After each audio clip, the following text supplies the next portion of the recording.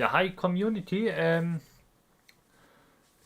Die Opening Nightlife von der Gamescom startet in einer halben Stunde, beziehungsweise das Vorprogramm. Und ich dachte, ich fange schon mal an mit dem Stream. Ähm, ja, damit es auch wirklich funktioniert alles und so. Ähm,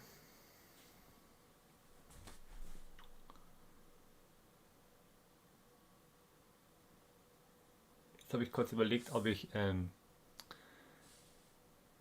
wechsle. Es geht aber leider nicht. Muss ich anders machen. Moment.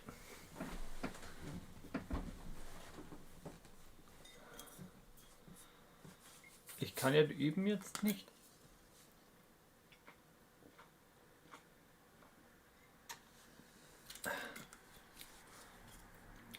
Ich muss mal kurz was testen. Ich mache mal kurz das Bild hier weg. Moment. Und mach mal kurz. Das machen wir weg. Das machen wir weg. Ich muss da was testen. Ähm.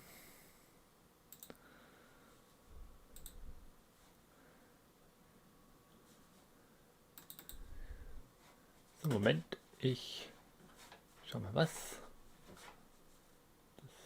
Das muss ich aber schauen, ob das funktioniert. Deswegen.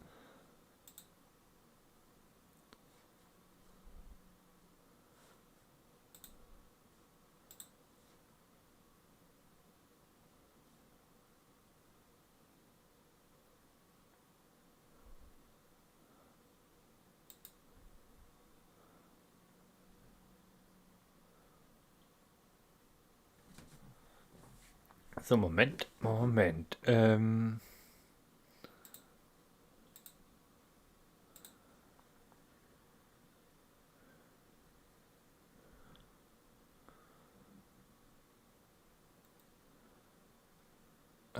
Augenblick, Freunde. Hier machen wir die Bildschirmaufnahme wieder hin. So, Moment. Und hier machen wir Ton aus. Oder Moment, ich mache mal kurz ein, um zu schauen, ob es geht. Kann ich kurz Echo geben? Einen Augenblick, Freunde. Okay, das funktioniert.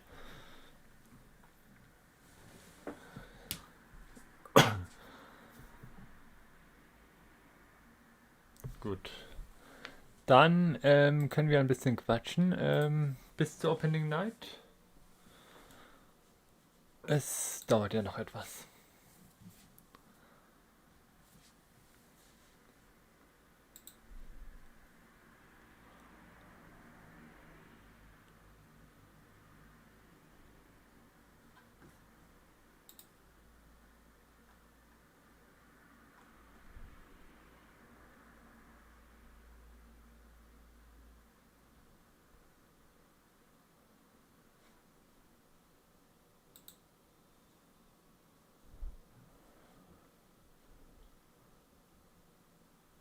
So, Freunde.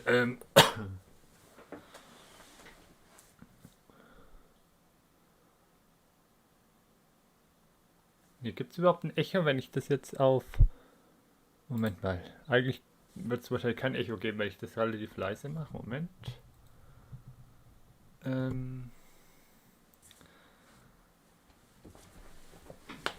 So, Freunde. So, ich heiße euch mal willkommen hier im Chat.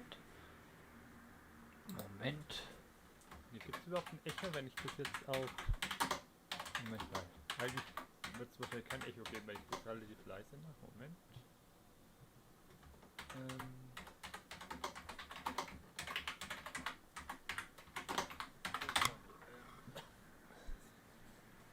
So, ich heiße euch mal willkommen hier im Chat. Moment.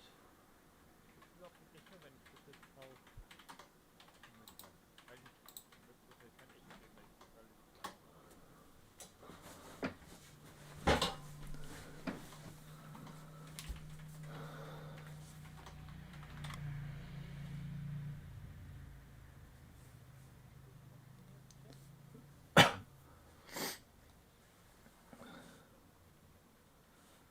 So.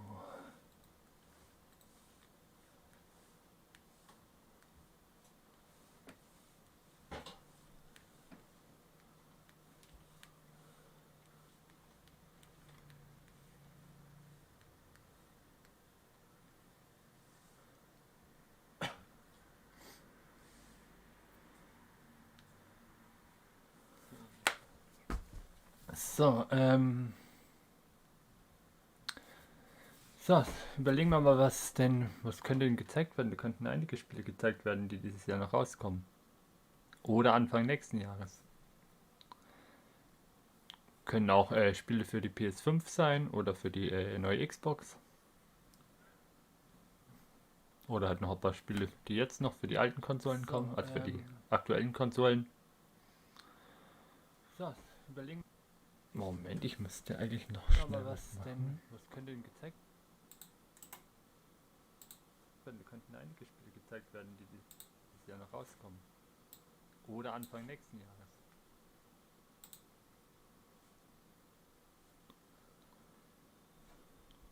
Können auch Spiele für die PS5 sein. Oder für die neue Xbox. Moment, Freunde.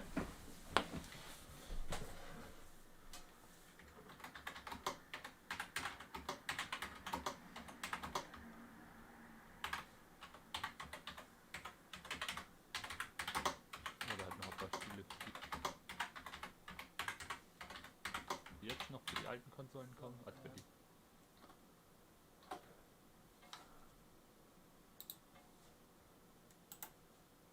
aktuellen Konsolen. So, überlegen. Moment, ich müsste.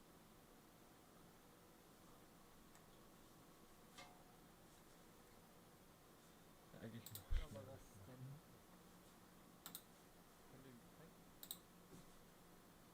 So, ich muss den Ton doch ausmachen hier, weil es gibt sonst ein Echo-Geräusch. Und das ist nicht so toll.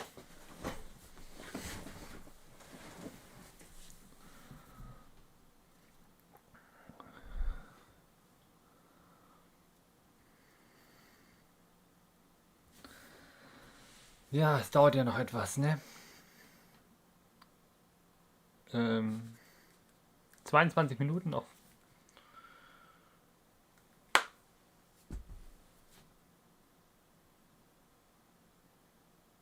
Ich bin gespannt, ob es wieder ob noch was Neues zu Hitman 3 gibt. Vielleicht auch zum VR-Modus nochmal. Das kommt ja im Januar. Ansonsten die Ubisoft-Spiele. Da kommt aber ja auch noch mal eine Ubisoft-Präsentation. Ich weiß nicht, ob da was gezeigt wird. Far Cry 6, Assassin's Creed Valhalla und Watch Dogs Legion? Legion. Dann Cyberpunk könnte gezeigt werden. Lego Star Wars wurde ja, glaube ich, schon gesagt, dass gezeigt wird. Ja, die Skywalker Saga, Gameplay. Freue ich mich sehr drauf. Was war denn noch schon bestätigt? Das neue Call of Duty wird wahrscheinlich gezeigt hier. Cold War. Ja, Black Ops Cold War.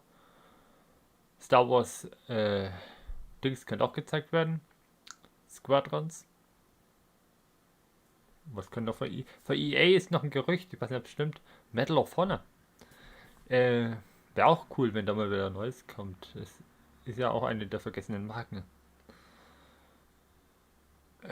Was kann noch bei EA gezeigt werden? Need for Speed?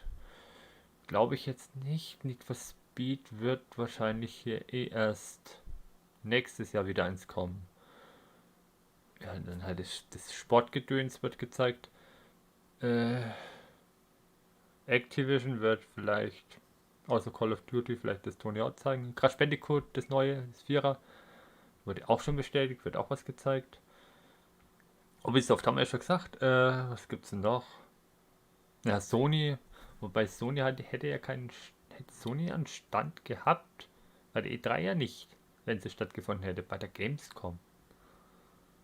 Also von der PS5 an sich wird es wahrscheinlich jetzt nichts geben. Das wird auch einen eigenen Event geben, aber spieletechnisch PS5 Spiele, also Exklusivspiele, weiß ich jetzt gar nicht. Die Xbox ist, glaube ich, vertreten, also Microsoft mit ja, Halo wahrscheinlich und so. Vielleicht auch Forza nochmal, wobei Forza ja recht früh in der Entwicklung ist. Ja, Grounded und das Zeug wird gezeigt. Denke ich mal, also könnte gezeigt werden. Es werden ja mit Sicherheit nicht alle Spiele gezeigt. Es gibt auch ein Gerücht, Prince of Persia irgendwie ein Reboot. Wer weiß, vielleicht kommt das auch. Wobei das eher was für die Ubisoft Show wäre, die ja auch noch dieses Jahr kommt, die zweite. THQ Nordic wüsste ich jetzt nichts. Ich glaube nicht, dass Third Faction angekündigt wird. Oder ein neues Metro.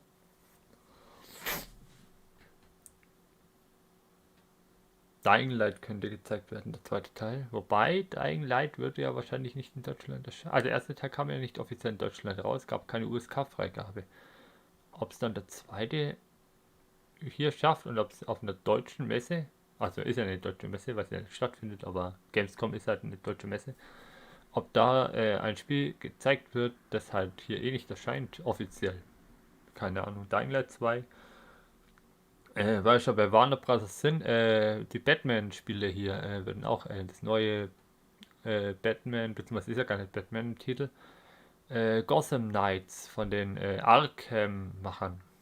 Oh, ne, nicht von Arkham-Machern, Arkham Origin, von den Machern von Arkham Origin. Von den anderen, von Arkham Trilogie, die machen Suicide Squad. Das kommt aber erst übernächstes Jahr. Ob da was gezeigt wird, ich weiß es nicht. Bin gespannt, ob VR irgendwas zu sehen sein wird. Was gibt es noch von den Entwicklern? Square Enix. Du wisst jetzt gar nicht, was gezeigt werden könnte. Irgendwas Final Fantasy mäßiges. Vielleicht ja der zweite Teil von Final Fantasy VII Remake. Ansonsten Just Cause glaube ich nicht. Tomb Raider glaube ich jetzt eigentlich auch nicht. Also jetzt das Jahr noch nicht. Vielleicht nächstes Jahr. Und sonst...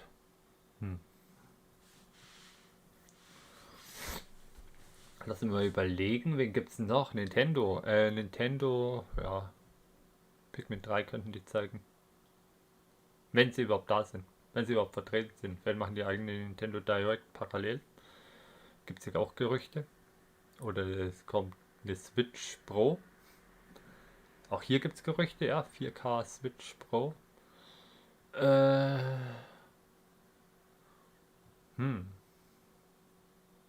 Ich überlege. Lego-mäßig, außer Lego Star Wars. Ist da noch irgendwas anderes in der Entwicklung gerade für Lego? Es kann das Lego Batman oder so natürlich kommen. Oder ein neues Lego Marvel. Zusätzlich zu Star Wars. Ich überlege, was habe ich denn jetzt noch vor Publisher vergessen? Warner Bros. Habe ich schon gesagt. Cyber... ja, wie heißen denn die Cyberpunk-Entwickler? Red. Irgendwas mit Red. Ja, die werden halt Cyberpunk zeigen. Es kommt ja bald, Cyberpunk. Achso, Ding könnte gezeigt werden bei Square Enix. Marvel's Avengers. Das kommt nämlich auch bald raus. Wie lange habe ich noch? 16 Minuten? Achso, steht hier auch.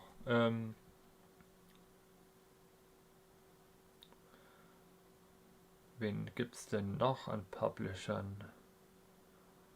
Sega.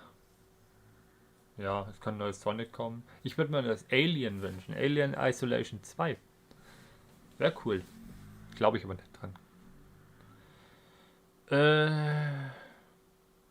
Von Frontier würde ich mir gerne erst wünschen zu Planet Coaster Konsolenedition. Wäre auch cool, wenn Planet Zoo Konsolenedition rauskommt. Übrigens, habe ich gerade gelesen, Jurassic World Evolution kommt für die Switch Complete Edition. Ist cool.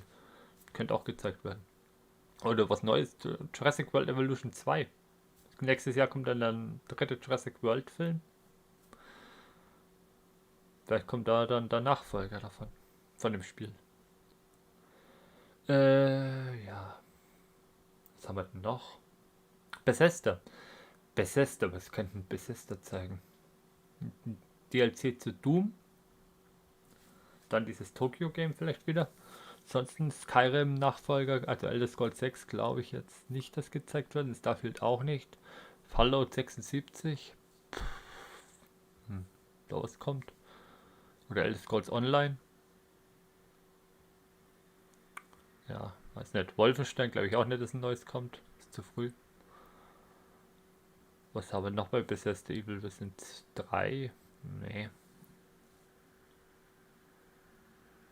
Ach so, Capcom. Ich würde mir wünschen, dass von Resident Evil 8 Village was gezeigt wird. Könnte ja auch sein. Das soll ja, wird ja wahrscheinlich im Februar das rauskommen. Ja, die letzten Resident Evil Games kamen ja alle im Februar raus. Oder im Januar sogar. Ja, Resident Evil 7, Resident Evil 2 Remake, Resident Evil 3 Remake. Und Resident Evil 8 Village. Denke ich mal, dass auch in der Zeit kommen wird. Deswegen, da könnte was zu sehen sein. Gameplay wäre richtig cool. Ja, Konami, kannst vergessen. Konami hat PES, sonst gar nichts mehr. Metal Gear und Silent Hill und so mit Sicherheit nicht. Castlevania auch nicht. Der Zug ist abgefahren. Ja.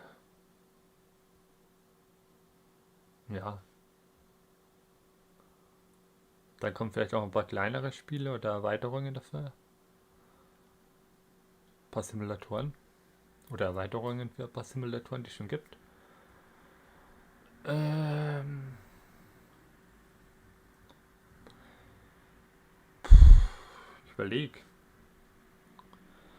Ich überlege, wie lange habe ich noch? 13 Minuten. Vielleicht wird ja doch was von der PS5 gezeigt nochmal oder der Preis, aber ich kann mir nicht vorstellen, dass der Preis auf der Gamescom enthüllt wird. Da wird es eine neue State of Play oder irgendein Sony-Event geben, bei der Xbox genauso. Ein Xbox Showcase da natürlich.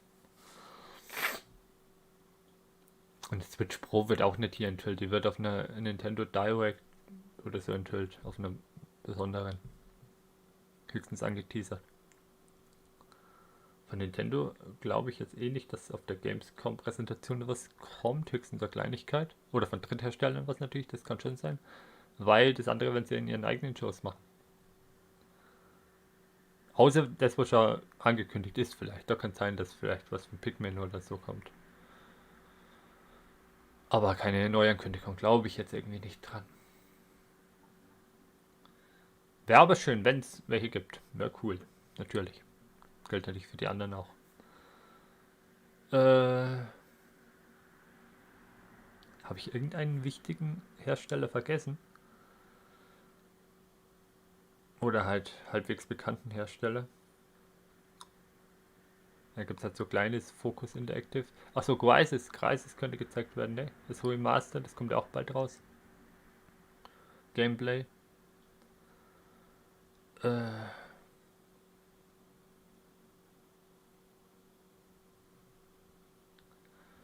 Ich überlege. Aber ich habe doch jetzt eigentlich die relevanten durch. Ja, gibt dann Codemasters her und so.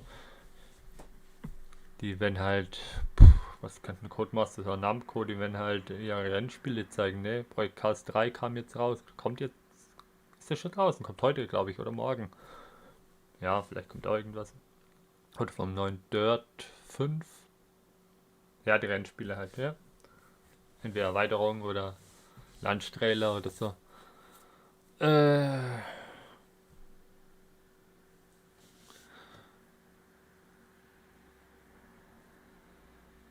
Mir fällt jetzt kein Publisher mehr ein. Ich habe alle genannt, oder?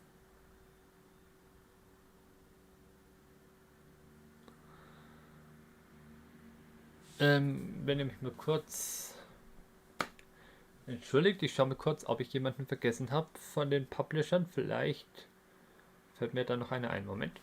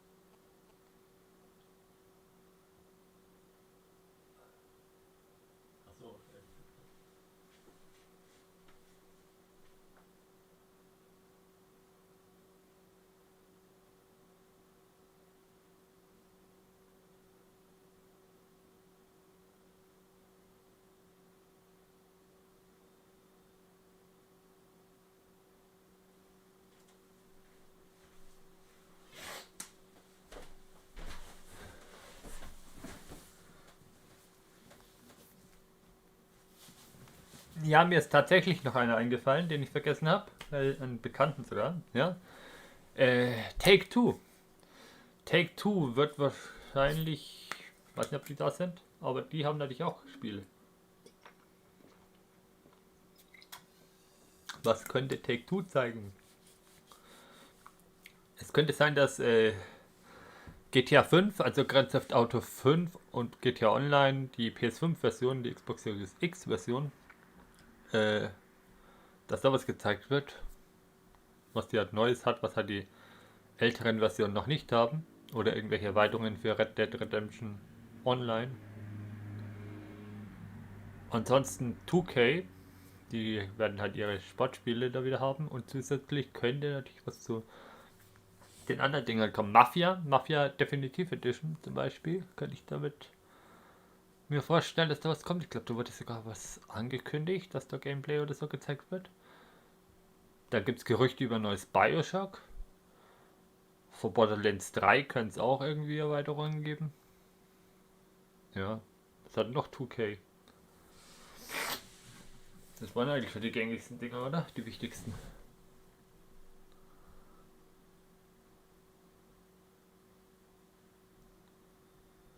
Oder? Lass mich überlegen, 2K, Bioshock, Mafia, und XCOM gibt es noch, aber XCOM, was nicht, ist nicht mein Ding. Was man noch? Nee. Es gab doch jetzt für die Switch diese Borderlands, ja klar. Ja, vielleicht. Darkness 3 wäre auch cool. Ist zwar nie meine Reihe gewesen, aber Darkness war halt wegen was anderes, ne? Oder halt Bioshock. Ja. Das waren jetzt eigentlich alle Publisher. Wie lange Zeit habe ich noch? Noch 7 Minuten. Was mache ich denn jetzt noch so lang?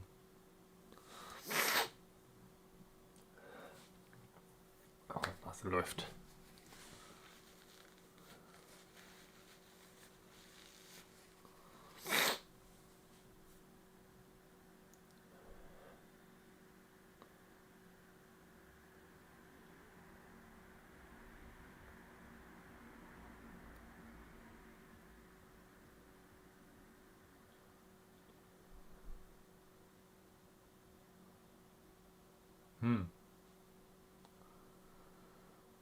Ach Gott, 7 Minuten noch, ja. Elden Ring, da hoffen ja viele drauf. Ich weiß nicht, ich bin da jetzt nicht der Riesenfan von dem Spiel hier oder allgemein von den Spielen von, wie heißen sie? Ja, Dark Souls Macher. Wie heißen sie denn? From Software. Wobei, auf Ding bin ich doch gespannt. Auf das Remaster, ich glaube Remake von Dings, Demon Souls. Das ist quasi der Vorgänger von Dark Souls. Das war das allererste von den Souls-Spielen. Souls-like-Spielen.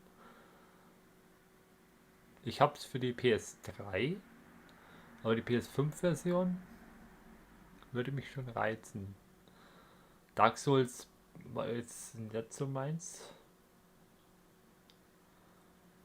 Weil habe ich Dark Souls überhaupt mal gespielt? Ich glaube einmal auf der Gamescom, also vor vielen Jahren, das erste Dark Souls, wie es halt angekündigt wurde. Aber sonst Dark Souls 2, Dark Souls 3 gar nicht und Dark Souls 1 auch nur dort.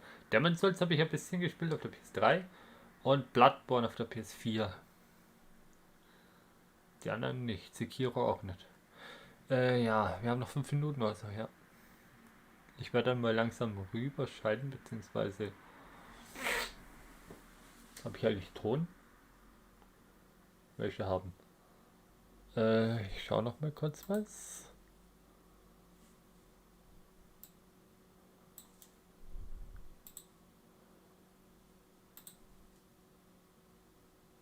Haben wir Zuschauer? Moment. Hey. Moment.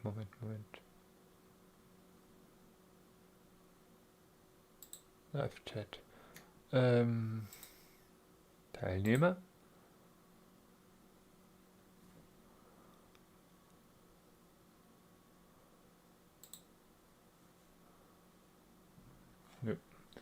So, also die eben dürfen natürlich nichts machen, sonst mache ich das Bild hier weg. Ich muss auf dem Bildschirm hier was machen.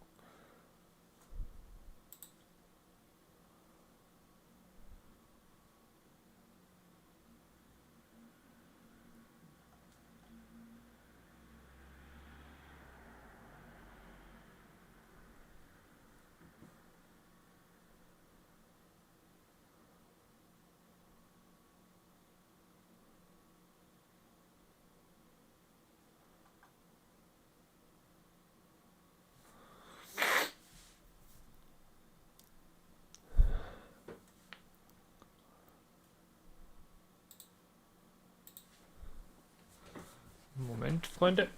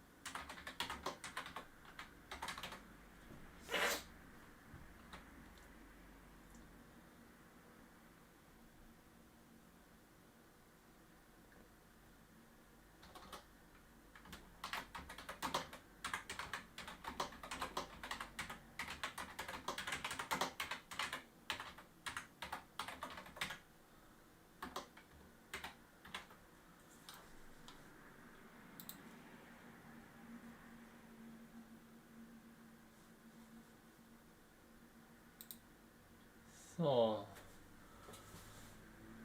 Hey, jetzt ist das Bild hier stehen geblieben. Moment. So, Freunde, es geht gleich weiter.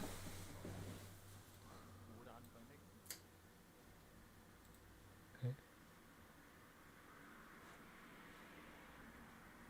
Oh, ich habe hier Ton, den Ton will ich wegmachen. Den brauche ich nämlich dann üben.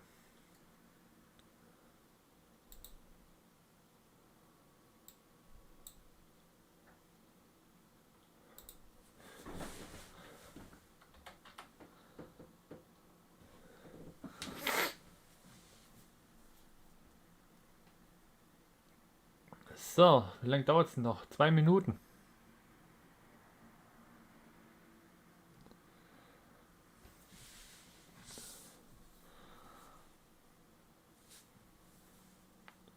Jetzt habe ich hier ein Ladebild. Moment.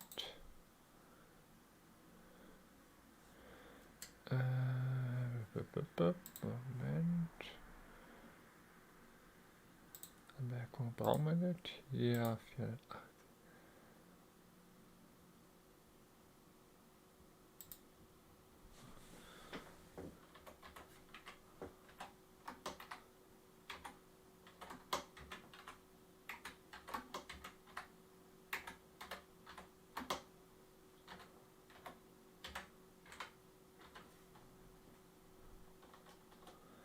So, na.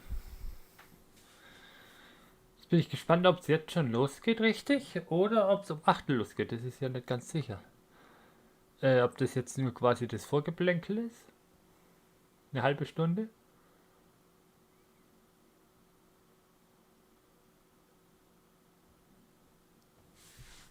Oder ob es gleich richtig losgeht. Gibt es eigentlich Untertitel? Da steht nämlich nichts auf Deutsch. Ups. Oh nein. Achso. Ich kann das natürlich eben schlecht schauen, weil dann verändere ich ja das Bild. Hier sieht man eigentlich die Maus nicht. Wenn ich jetzt runtergehe. Das ist aber Mitglied. Nee. Okay, das steht ja nicht. Ich muss nur schauen, ob ich das jetzt noch gescheit drauf. Das Bild jetzt wieder richtig? Ja, doch, oder? Passt doch. Ja. Achso, okay, jetzt müssen wir warten.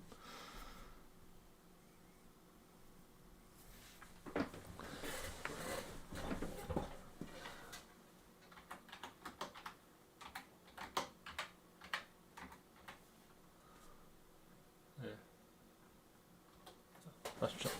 So. Mal schauen, was kommt.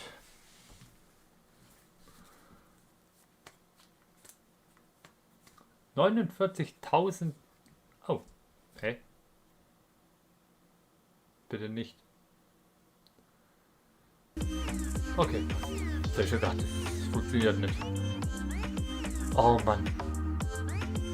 Nochmal 13 Minuten, das heißt, Witz sein. Das war doch gerade schon ein Countdown.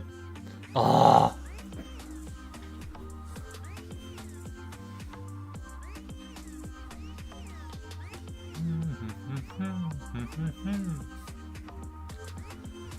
Also nochmal 13 Minuten.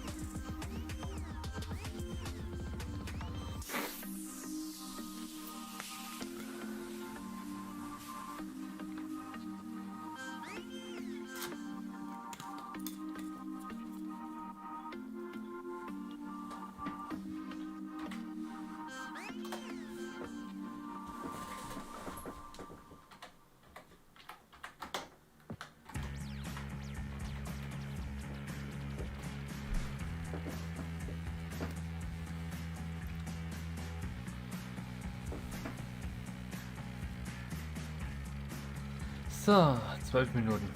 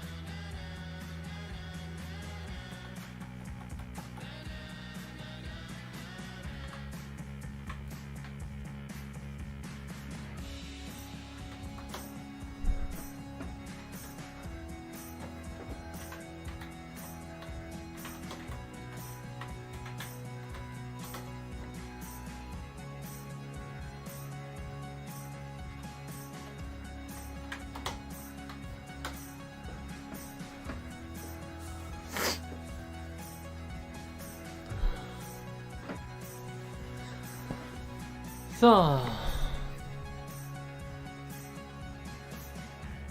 Moment.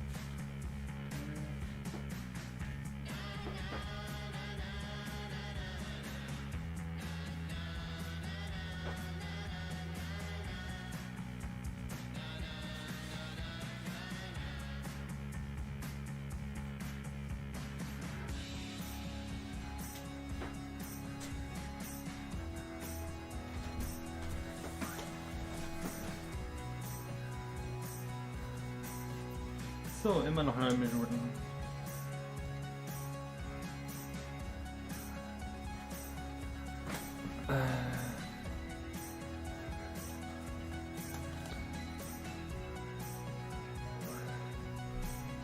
Habe ich den Moment, habe ich das irgendwie gedreht hier? Aber irgendwie ist die Kamera.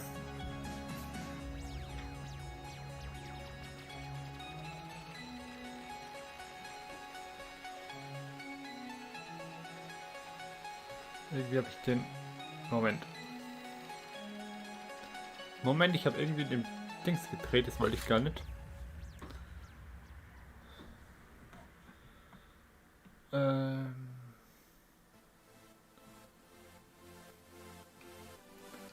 ein bisschen, oder? Machen wir es so.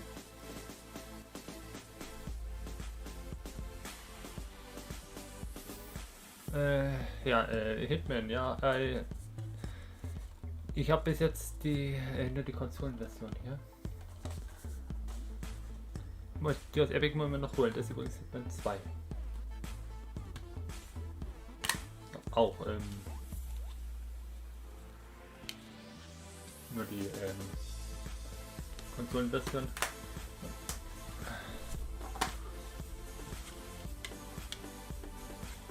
Teil 1.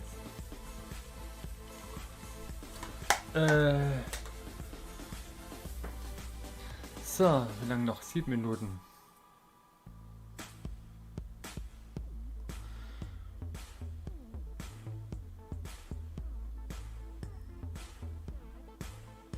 Äh, 7 Minuten 33.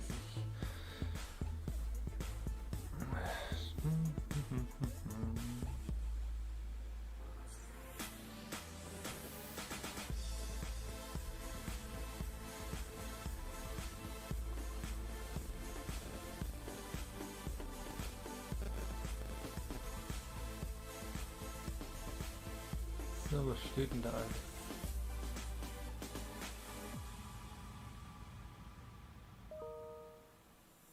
Ja, schon das ist. Hä?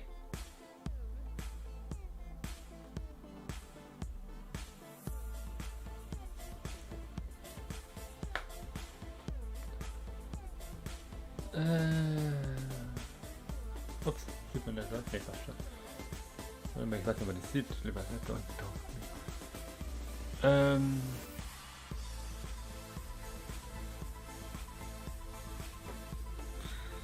So.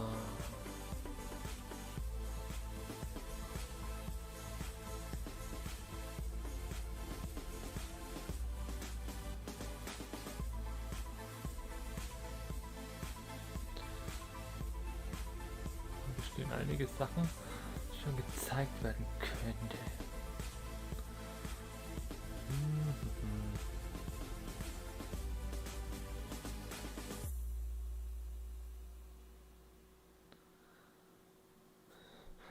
Geht's dann eigentlich gleich los? Ja, kommt trotzdem noch Vorgeplänkel, oder ist erst? Oder geht's dann gleich? Mal schauen.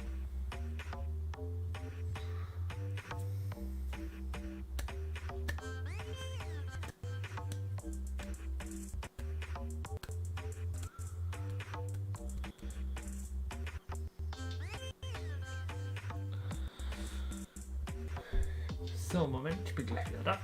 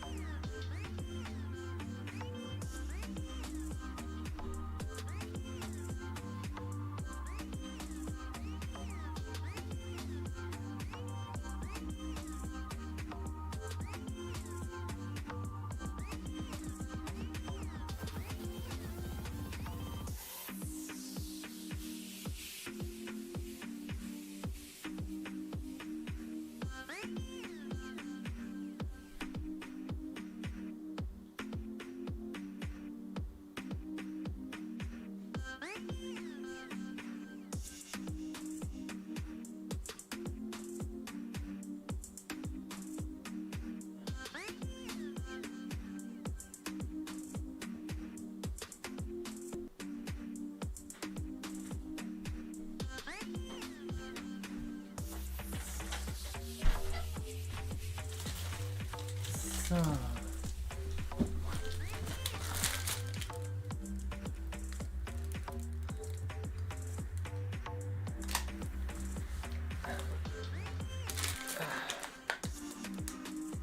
Ja. Mal schauen, wann die gezeigt werden.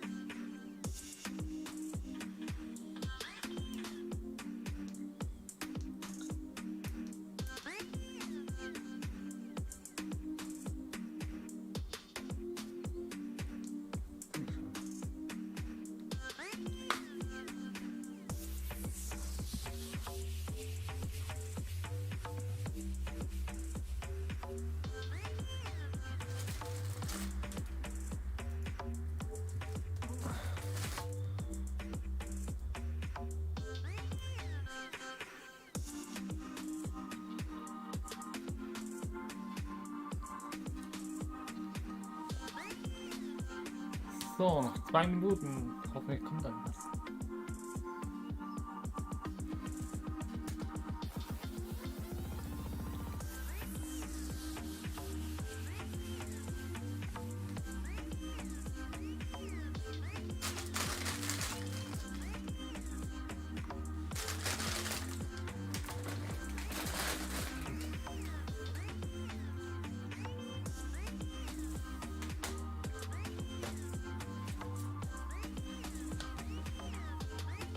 Direkt hinterher. Gut.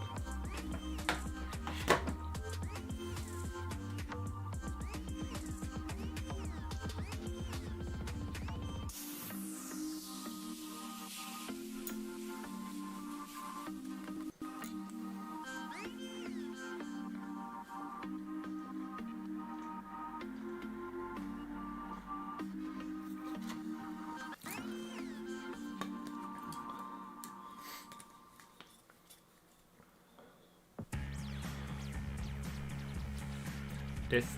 Stimmt, das war ja auch noch. Da kommt auch was. So, was steht hier noch?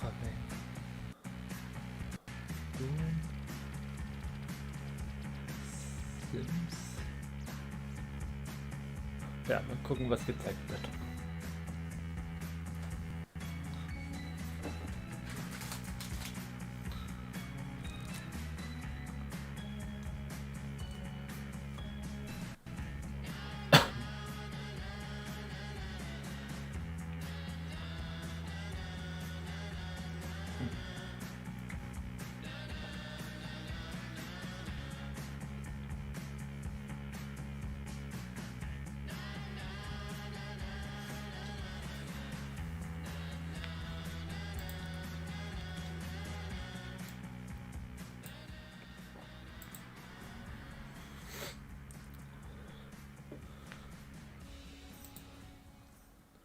Hello and welcome to the Gamescom Opening Night Live 2020 pre-show. I'm Kyle Bossman, and this is my hot and stinky apartment. I realize you probably have a lot of questions right now.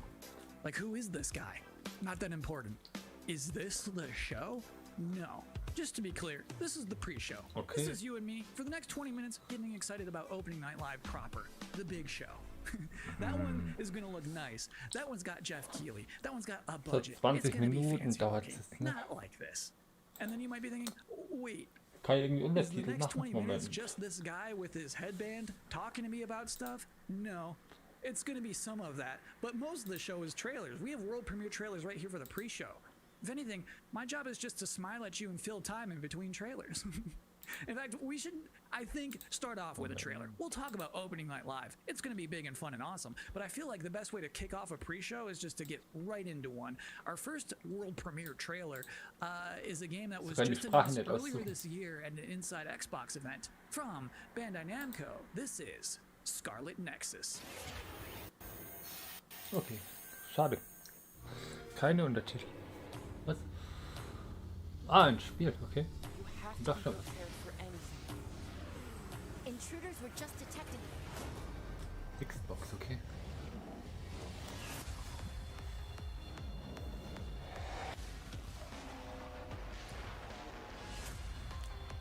We have to work together. Or the world will be destroyed. We have so many different powers. Let's do this. Achso,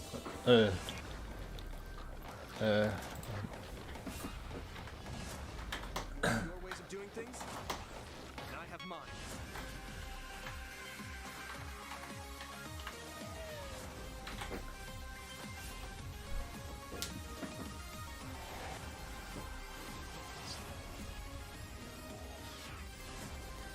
ist das überhaupt das Spiel wieder aufgepackt? Oder kommt das jetzt noch?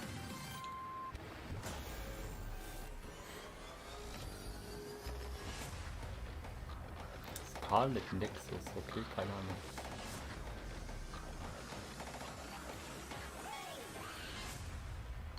Kann ich nicht. Xbox, okay, das ist nur für die Xbox. If you're just now joining us, this is the Gamescom Opening Night Live 2020 pre-show. That was a trailer for a video game and not an anime. And I'm Kyle Bossman, not important.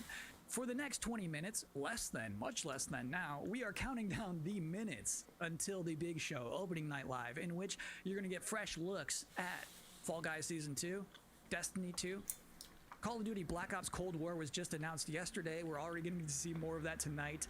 Lots of things to see. Sydney Goodman from IGN is going to be giving out the Gamescom awards for Best PC Game, Best PlayStation Game, Best Xbox Game, as well as talking about some brand new shows from IGN that they are debuting this week at Gamescom. Lots of stuff in ONL. It is going to be a chunky, thick show.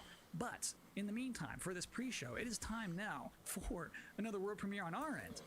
The game next that we're going to see is called Quantum Error. And parents, let me warn you now, it's time to put the kids to bed, because it's about to get scary as hell in here. I don't care if you're in the Western Hemisphere and it is the afternoon. Put the kids to bed.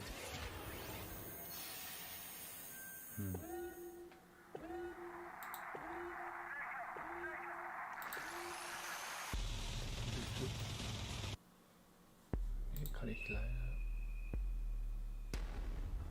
Finally, Man. we did it. That artifact you recovered.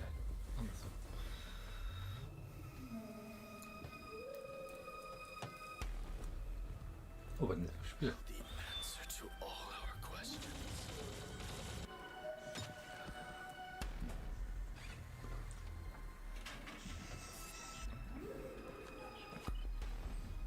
We can control them now.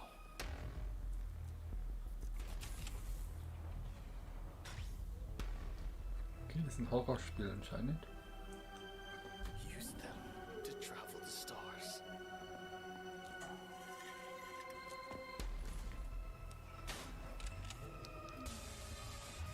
Horror-Shooter.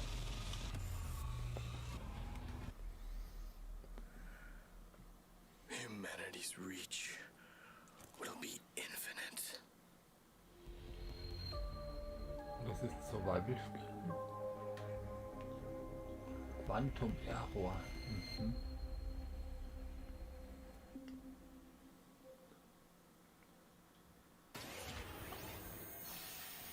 We've got a lot more world exclusive trailers to go, more pre-show to go, an interview with Jeff Keighley. Next up, we have a car brand synonymous with racing and innovation and a key partner of Gamescom for years, Ford. They're about to exclusively reveal the first ever car made with gamers for gamers. Check it out. Ford knows racing. In Rennspiel. 2019, we brought our love of racing to gaming, and Team Fordzilla was born. And that was just the beginning. In May, we launched Project P1 to design a car in collaboration with gamers for gaming. This project was a global first, and our designers let their imagination go wild. So on to our first global announcement. Please welcome our first ever Team Fordzilla Project P1 model.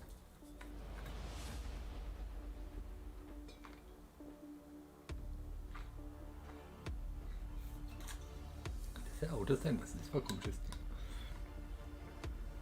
Schaut aus wie ein Raumschiff.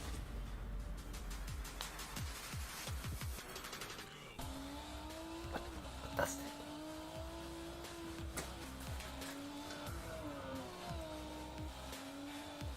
Okay.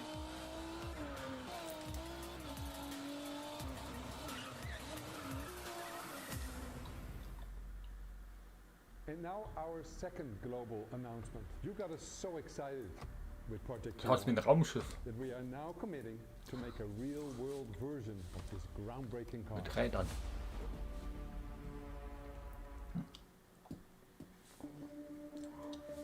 If I didn't have games, I guess I would just be writing a lot more.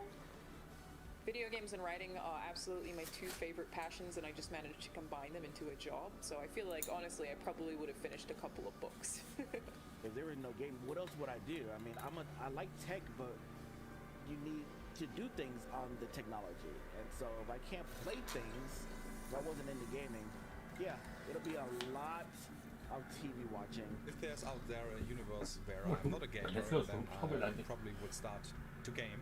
I think I will try something to put some smile on the face of everyone. Moment.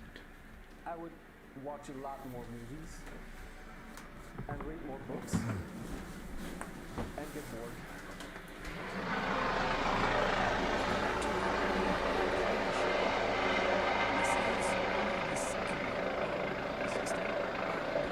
Safe to say that this year's will be unconventional.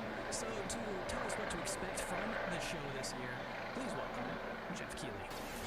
We're now joined by Jeff Keighley, host and executive producer of Opening Night Live. How you doing, Jeff?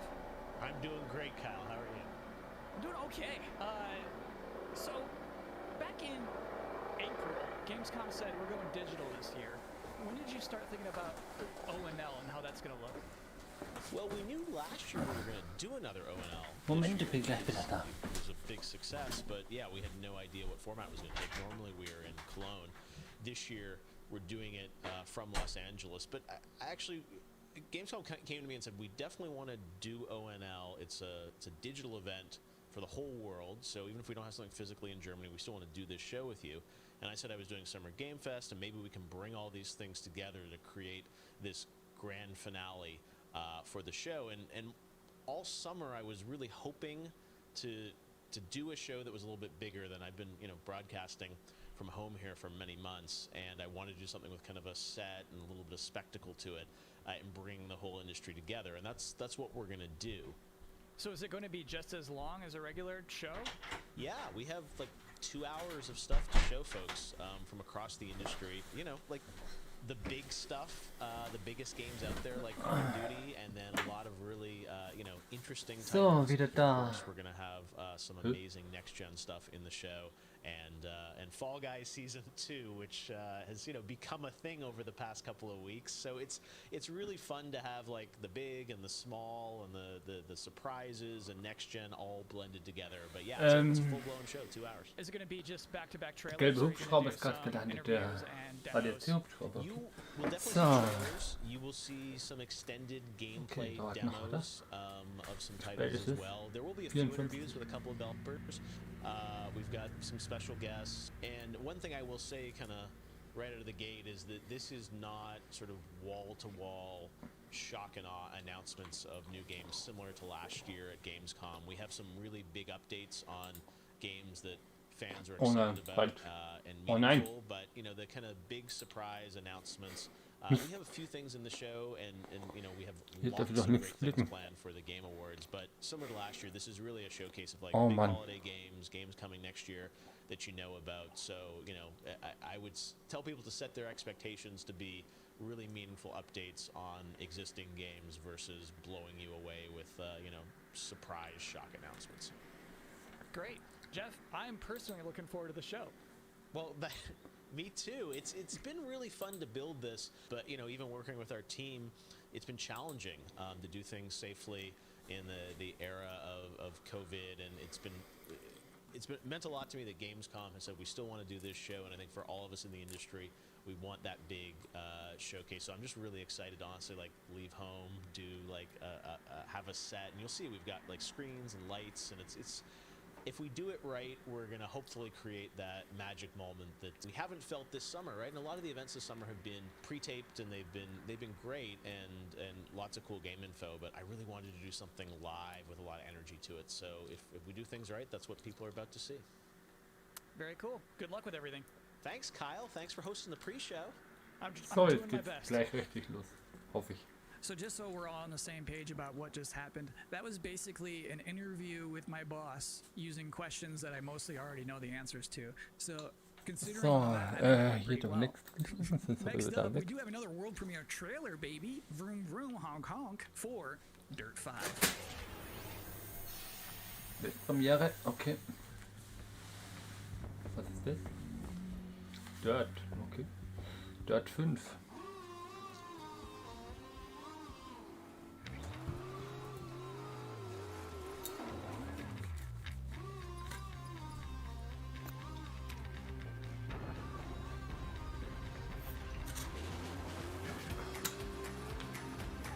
Oh. Streckeneditor, cool.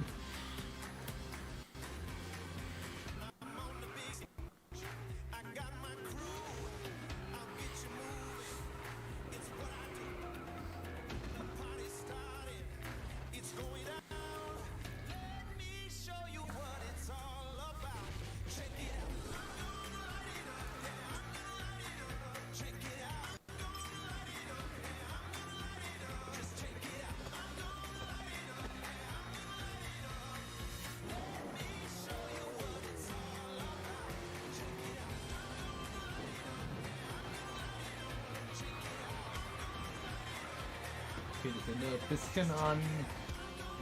Wie heißt Trackmania? Oder an Trials, nur halt ohne Motorrad, das mit Autos. Dort 5. Vampire? Was? Okay.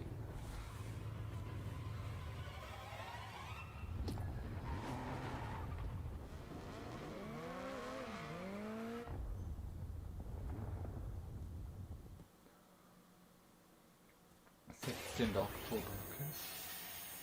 So you think like a vampire bit a car and sucked out gas? To be continued. It is now time for the part of the pre-show that I've been reading your live comments. I see them right now. Everybody's blowing up, demanding Kyle's 10 reasons to be excited for opening night live. Well, let's kick it off. Reason number 10 to be excited for opening night live 2020, feeling excited for next gen again. Number 9, Jeff Keighley wardrobe reveal. Number 8 reason to be excited for opening night live 2020, Destiny trailers are usually pretty good. Number 7, it will mean this pre-show is finally over. Number 6, Call of Duty Black Ops Cold War. Number 5 reason to be excited for ONL 2020, Shadow Drops.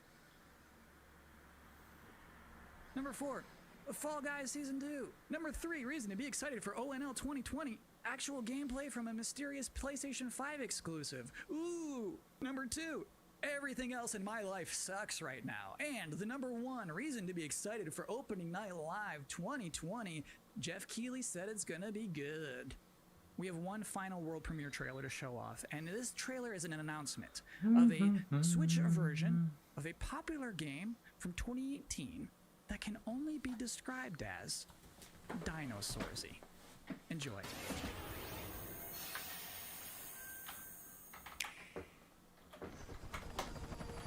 Oh, Jurassic World, okay. Turn out differently. With the Switch? Cool. Well, the ones before you did too. Because they believed that they were in control. And control, well, here's the thing. Jurassic World Evolution for the Switch, okay. We are seduced by it, but we never really possess it. You see, life can be tenacious and stubborn. Life will not be contained. And what makes us such Komplette unique creatures Version mit allen is Erweiterungen. knowing the power of what we're up against and still believing that we can win. Complete Edition. 3. November für die Switch, okay. Okay.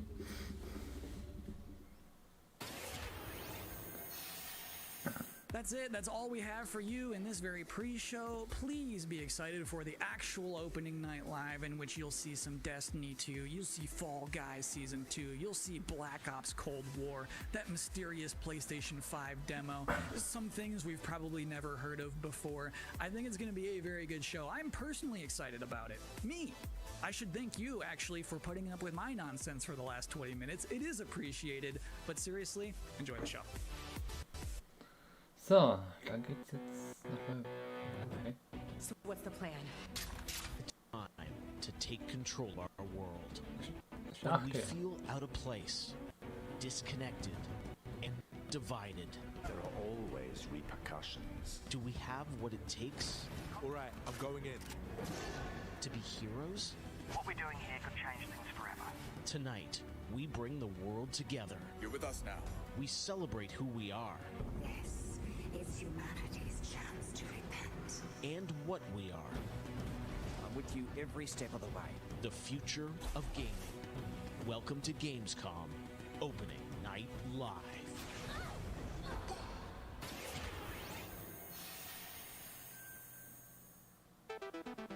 Hello everyone, I'm Jeff Keighley and welcome to Gamescom Opening Night Live 2020. Now this year, Gamescom is of course a little different than normal, and I hope all of you and your families are safe and healthy at home.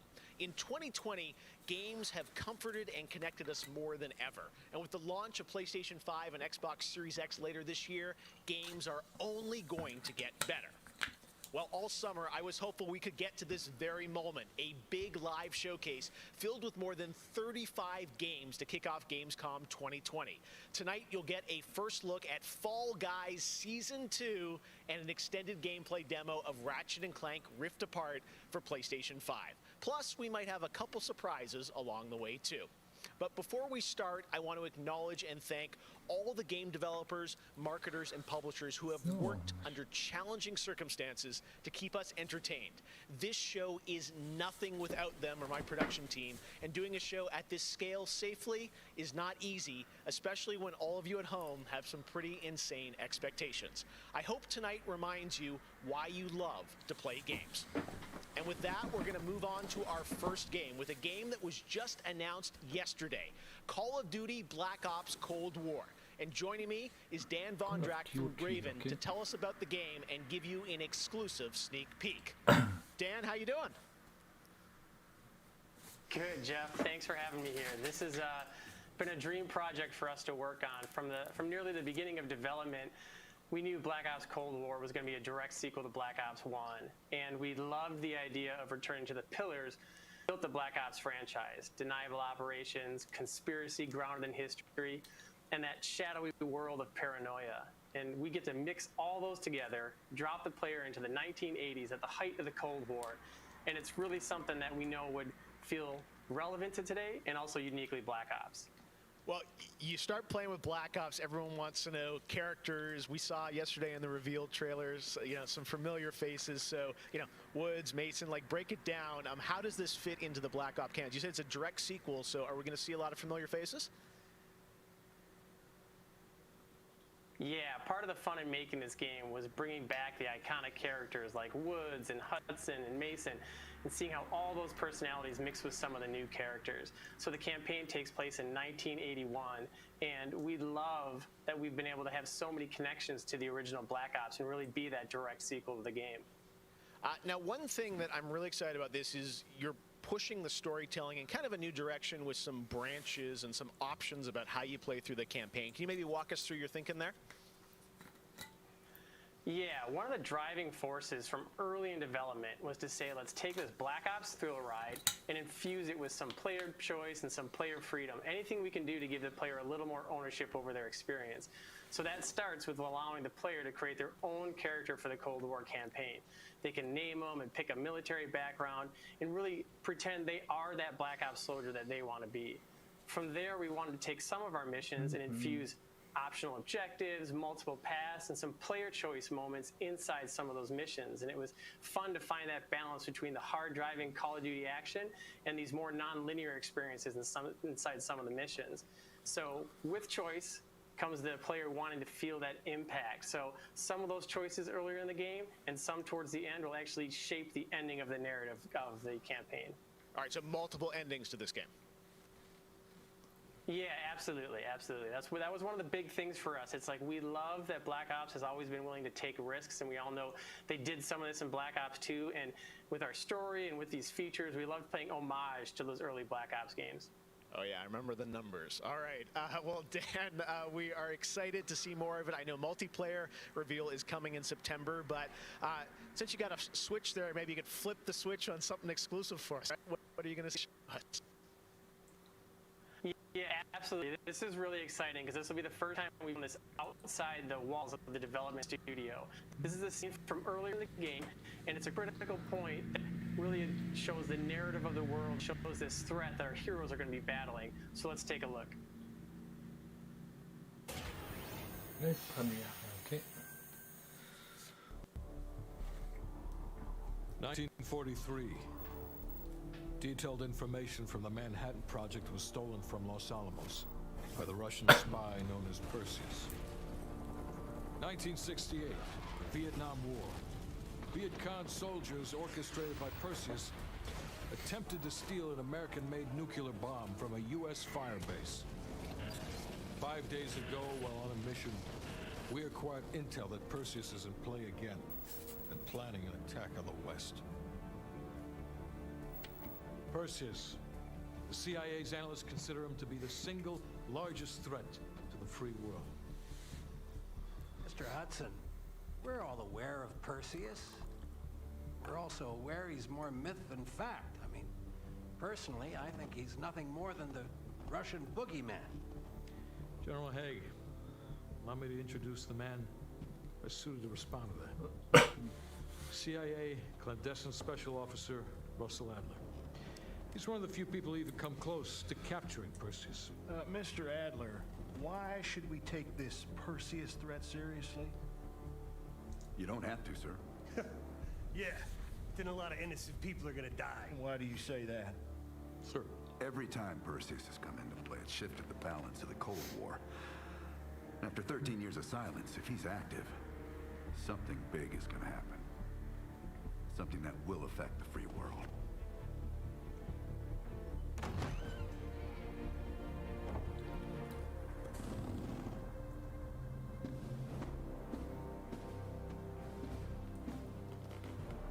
Mr. President. Sir. Mr. President.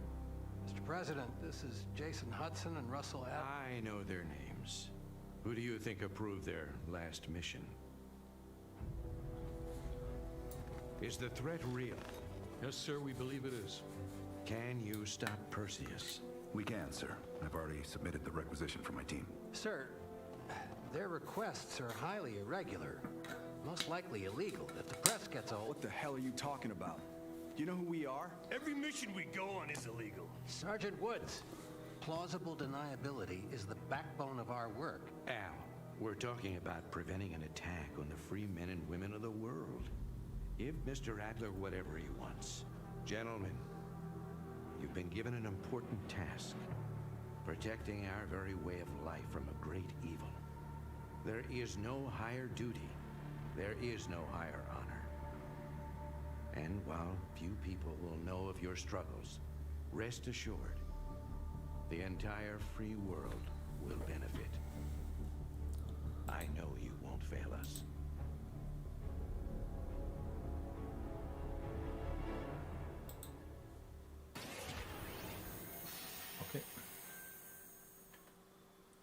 Tonight we have some new game announcements for you guys as well, including this one, a new next-gen narrative action-adventure game from Reflector Entertainment in Montreal.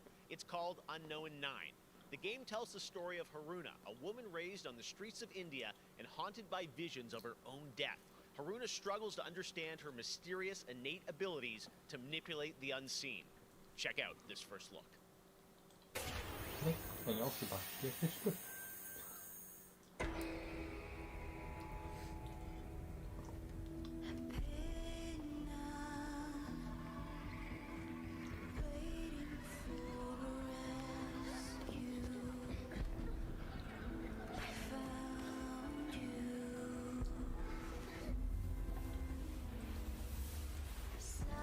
Nicht Prince of Persia, oder?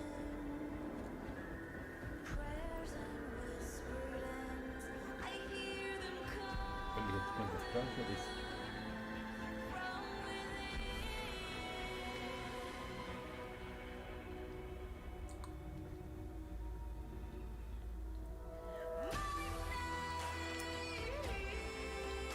Was ist das?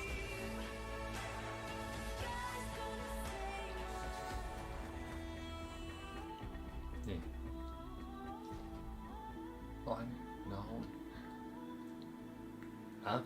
Keine Ahnung, kenne ich nicht. Irgendwas Neues.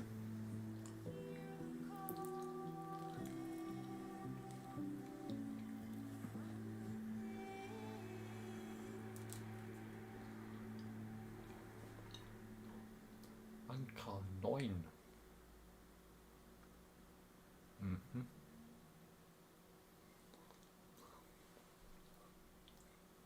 So, wie ist denn das? Ach, schade.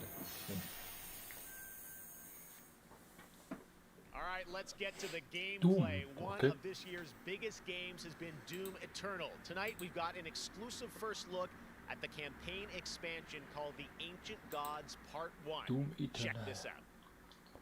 Erweiterung.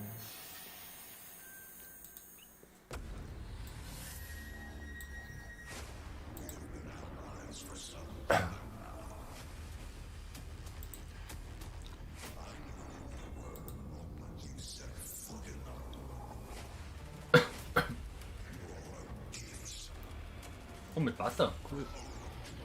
Kommt mit dem Original Doom als im Hauptspiel auftauchen? Oder ist es nur mit dem U-Boot?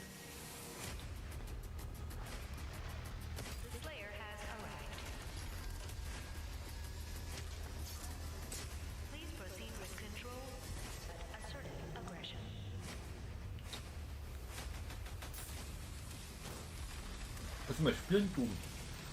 Also mit der ersten Teil war es noch schlecht. Also ein Vorgänger.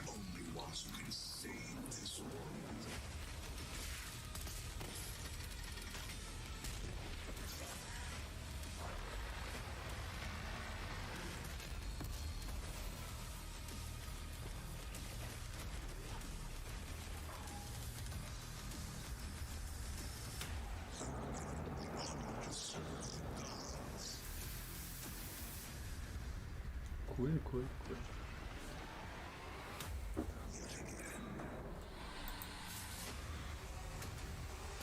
Assistenz. Was war das denn? Part 1 wahrscheinlich, oder? Am 20. Oktober. Ja, eben, ich habe die Edition mit dem Season Pass. 2020 marks the 25th anniversary of a legendary game studio, BioWare. Tonight, Casey Hudson and the team wanted to give everyone around the world a little taste of what's next. Casey, over to you. Hey Jeff, it's great to see you again. You know, 6 years ago, we were on the stage with you at the 2014 Game Awards, accepting the Game of the Year for Dragon Age Inquisition. And since then, we've been imagining new ways to use next-generation technology to bring the world and characters of Dragon Age to life. We're still in early production. Das neue Dragon Age, ja klar. Very first look at how BioWare's passionate team of developers are crafting this very special game.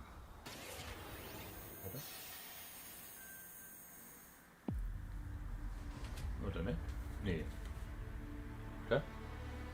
I've been at BioWare for a really long time, so I've got to see it grow up and turn from a company of 35 people to a company of more than 300 people. There's amazing people in the industry. There's amazing stories to be told with other people. I love that character so much. That's awesome. We're very experimental here at BioWare, so we're always coming up with new stuff. We're always trying to improve, innovate, and bring new characters to life for our players and fans to enjoy. Bin gespannt. Oh ja, das ist Dragon Age. The world of Dragon Age really has got it all.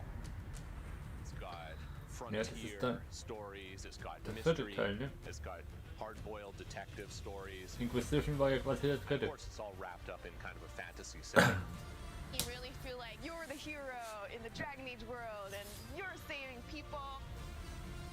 Dragon Age to me is a wonderful world to play in. I am really excited about the future of Dragon Das Age. ist die Grafik, das ist aber nicht Grafik, oder? This is an original world, original flora, original wildlife, original architecture. That makes it fun to explore and discover. Sieht gut aus. In the next Dragon Age, you get an opportunity to see new things, new places, and interact with people who lived and grew up in these spaces as well. For the game we're working on now, we want to tell a story. What happens when you don't have power? What happens when the people in charge aren't willing to address the issues? The things that you can expect in the next installment are going to be stories Dragon Age habe ich eigentlich noch gar nicht so richtig gespielt. and the friends and family you make. Inquisition habe ich Something that we'll be able to look forward kurz to in Dragon Age angespielt, is aber a really close relationship with game characters who really become die real for Vorgänger you. glaube ich gar We nicht. want characters to either be loved or hated. One of the best examples of that is Solus. Half the community wants to kill him, half the people want to marry him, then another part want to do both. They call me the Dread Wolf. What will they call you when this is over? BioWare and EA has been one of the forerunners in using motion magic technology, and that makes it way more realistic when you're looking at the characters and the way they walk and move and interact in the world. Players want that suspension of disbelief that this wonderful collection of digital pixels Okay, das dauert aber noch is lang, bis actually es a living, breathing soul. No, it's okay. That's the good kind of rumble. I actually design bosses. I help with the creature design team as well. So I do all of like the big threats that you have to go up against. Nobody dies on my watch. For the Wardens! choice is a big part of what Dragon Age is as a franchise. The decisions you make can affect change in the world. Also ich glaube nicht, dass das vor 2021 rauskommt. Sieht noch ziemlich unfertig aus. And it means owning your outcome and reactivity to the choices that you do make. I just love the possibilities that Dragon Age offers us, and I'm excited to explore a lot more of them. To me, that potential is what gets you up in the morning. It's a fantastic opportunity every time. Dragon Age kommen, ja okay, da war überhaupt kein Datum gestanden, aber ich denke nicht, dass das so bald rauskommt. Next up, it's time for something special. Oh, zurück in die Zukunft. Ein Zurück in die Zukunft Spiel wäre cool.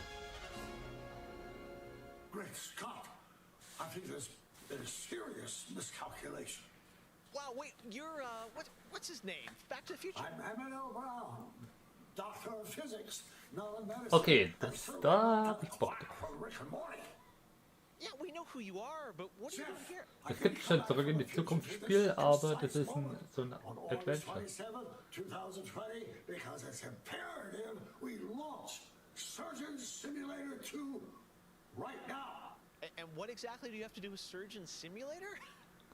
During the mid-20th century, some friends of mine from Shire University invented a state-of-the-art medical training facility, otherwise known as the Surgeon Simulator Training Program. Now, 70 years later, we've digitized the experience. It's unbelievable. Okay. You can access the program through your computer and then be medically trained from the comfort of your keyboard. And it's available as of Great Scott, this very moment. Tonight, I want to world premiere a few examples of some of the incredibly successful test subjects who have already completed the course. So you're saying a world premiere will save our future? Only time will tell.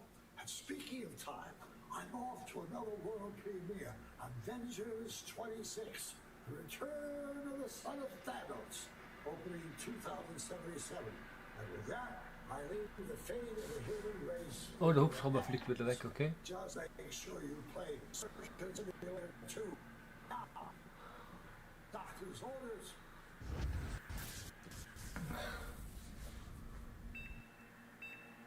Ich hatte kurz gedacht, das ist ein Zurück in die Zukunft Spiel. Ach man, es ist so dunkel im Moment. Ich mach mal kurz das Licht an.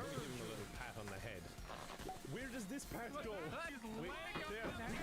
He looks good as new. Now grab the good arm and bring it in here. We're dying. He's dying. Oh, That's not right. My finger slipped. Jesus Christ! Put it back. Oh, he's perfect. We saved it. Tja, da habe ich mich wohl getäuscht, ne? Doc Brown introducing Jacksepticeye playing Surgeon Simulator, only on opening night live. All right, well, if you thought that crossover was kind of crazy, wait until you get a load of this next game announcement that I don't think anyone probably saw coming. Check this out. Okay, was kommt jetzt?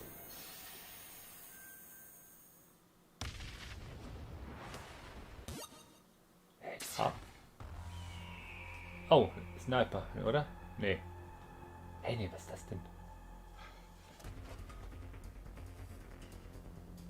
Oh, das sind sie Jagdsymbol. Nee, was sind das? Aber nicht Stalker, oder? Was ist das denn?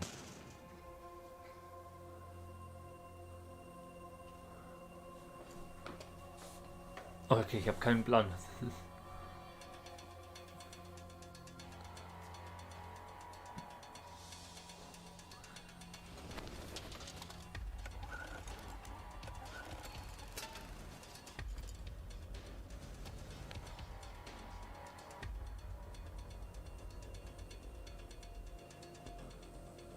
Was ist das?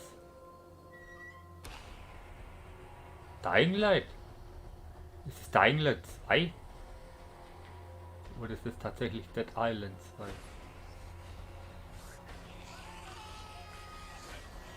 denn? Oh, das ist dieses Pflanze gegen Zombie. Walking Dead. Bridge Constructor. Was? Okay. Warum? Perückensimulator mit Zombies, okay? Tonight is just the start of Gamescom 2020. Over the next 3 days, there are more streams from IGN and Webedia with in-depth looks at games, a digital cosplay contest, and some special new shows just for Gamescom. Your portal for all things Gamescom this year is Gamescom Now, which you can check out at gamescom.global. Now, one game you'll hear more about later on IGN's post-show is this one, a return of 2 classic characters that I love. Check this out. Oh, jetzt bin ich gespannt. Klassische Charaktere? Hey. Was ist das denn?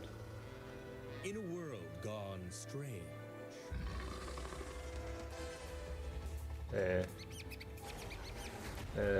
One elite force stands against the darkness.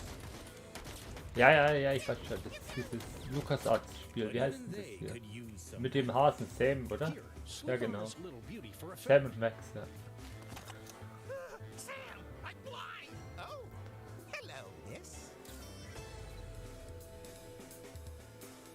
Sam und Max.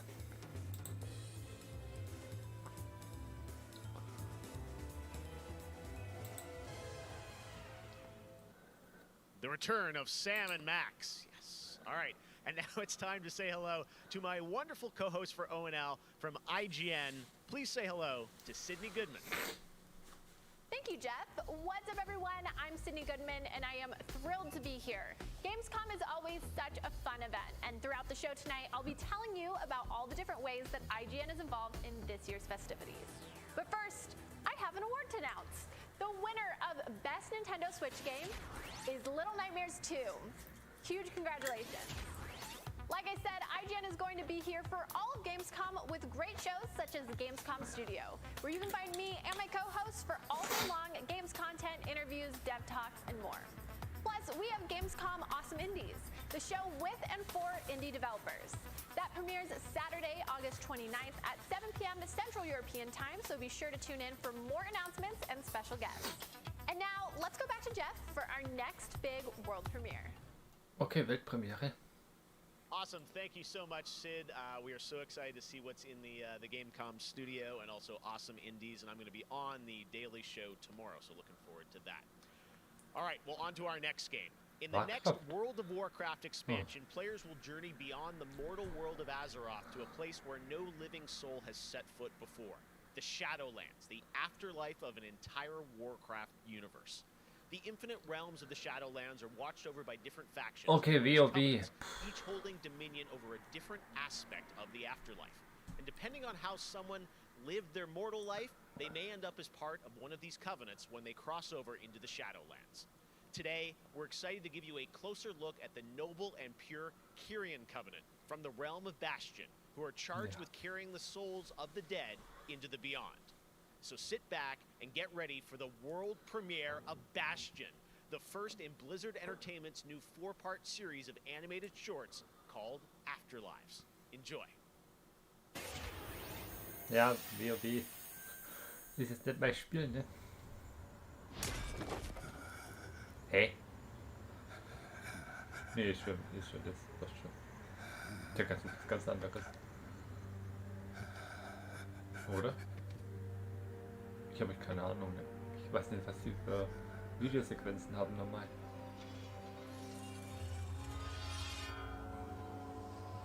Aber wahrscheinlich, wenn sie gerade mal geredet haben. Light, save my soul. Afterlives Bastion.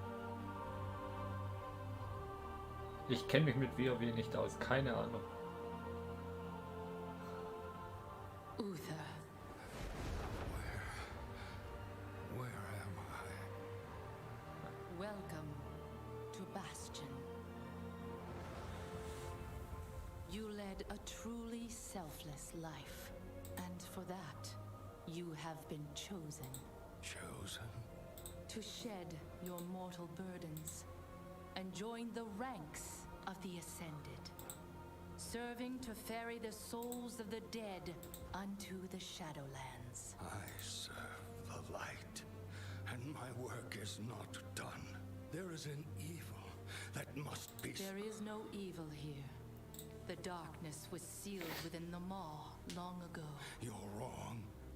He destroyed my home. Murdered Die Stimme my kommt mir people bekannt and vor. my king. He must be punished. You are an aspirant now. You must accept your new purpose and purge yourself of this desire for vengeance. What I desire is justice. Devos, why are you training this soul? It is beneath your station as a paragon. He cannot let go. Ach Gott, WoW, ja. Continues to demand retribution for his death. And this concerns you? Many souls take eons to ascend. Yes, but this one seems broken, Thenios. Unlike any soul I have seen. I have begun to wonder whether he was deemed worthy of Bastion. By mistake. Be careful, Devos. I would not let the Archon hear such a thought. In time, he will forget. Trust our ways. Trust the path. Ja. Naja. Ich hab... Das ist doch World of Warcraft, oder werde ich jetzt die ganze Zeit getrollt? Until you are ready to ascend. And what is keeping me from ascension? Irgendwie kommt mir der Soundtrack so bekannt vor. But the memory of your mortal life. How can I forget when I Und die can Stimme still auch. feel Aber nicht von his WoW, mit blade? WoW habe ich ja nichts am Hut. Your soul is wounded? Who did this to you? He was my student. He betrayed us all. Show me.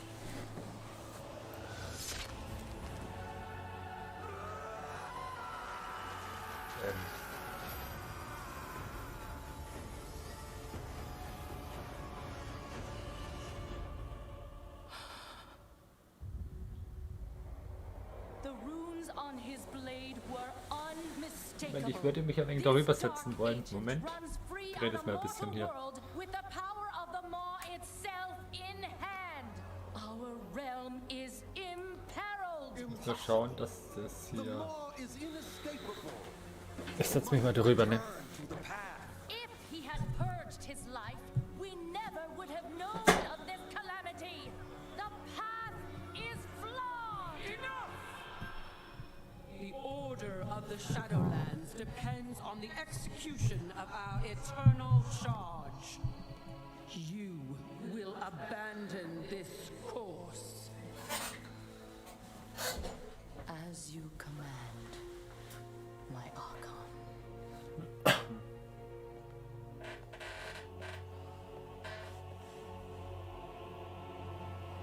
Uther, the time of your ascension has come. I thought I was not ready. Do you wish to see him punished? I do. Then prepare Okay, falsche Richtung. Moment. Das heißt, ich muss eigentlich so rumdrehen.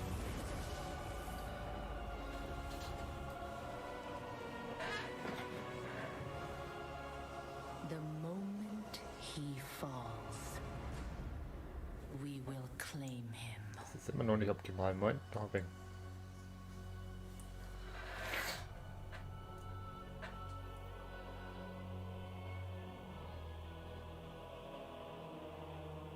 Ja, so ist doch optimal. I see. So, wie lange geht denn das WoW-Ding hier noch? Only darkness. Ich muss hier das Ding ein wenig drehen. Ja. So. Now, cast him into the maw. Return him to the darkness he served. His eternal suffering awaits.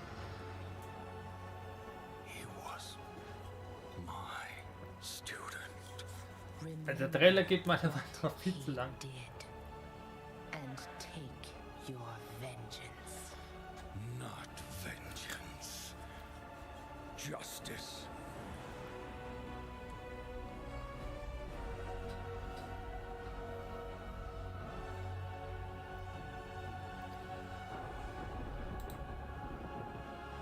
Ich schau mal kurz was.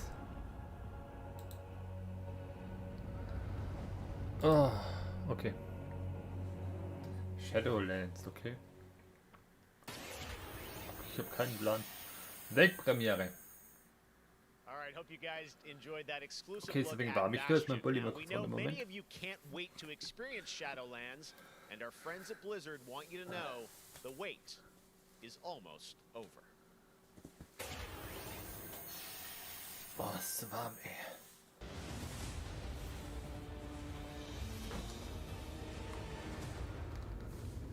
Ist immer noch mal eine Vollkraft, ja. Ach nee.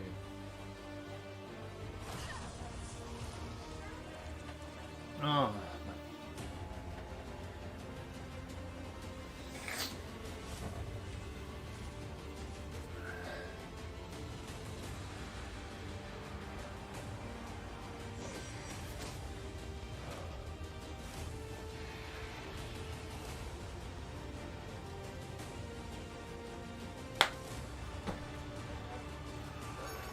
WoW ist halt, ja, gar nicht mein Spiel.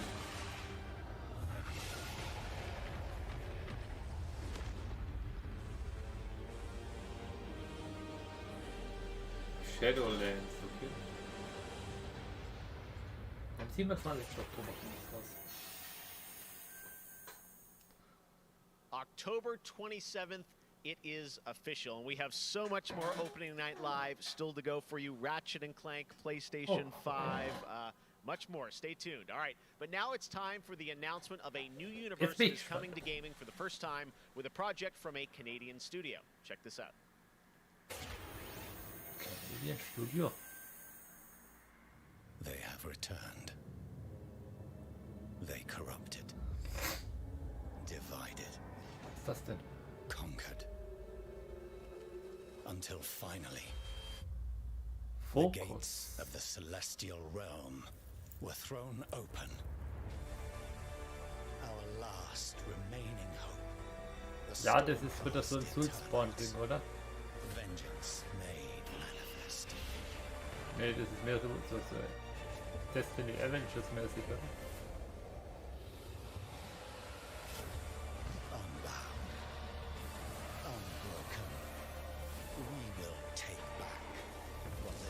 Weißt du, was mich jetzt gerade erinnert mit dem Drachen an? Achso, war an Leer von der PS3 von Factor 5. Ja, keine Ahnung. Keine Ahnung. And you guys may remember back in June, I had some masked fun with my buddy Crash Bandicoot announcing Crash 4 It's About Time. With the game coming in October, Crash, of course, had to come back for opening night live. So let's bring him out, everybody. Crash Bandicoot. What? He's where?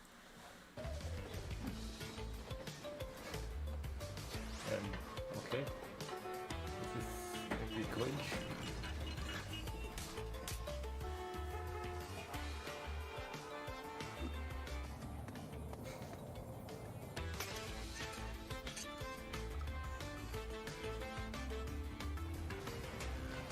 Das ist leicht strange hier.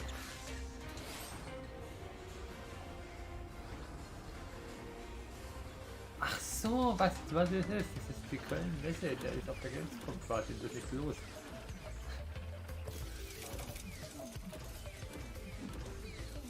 Jetzt verstehe ich den Gag. Eingang Nord. Poor Crash apparently didn't get the memo about Gamescom, but to tell us more about what we just saw, Okay, I'm joined by Lou Studdert from Toys for Bob. Lou, what did we see there with Crash and the Gamescom bot? Apparently you saw him wandering around Cologne, but what he was hinting at was kind of our reveal of what we call flashback tapes, which are a brand new style of level that we are announcing here today. Okay, so how do these flashback levels kind of play into the overall Crash 4 narrative? Yeah, so the way that the flashback tape levels work is that they are kind of a peek back in time to the 90s when Neo Cortex was actually testing on Crash and Coco before the events of Crash Bandicoot 1.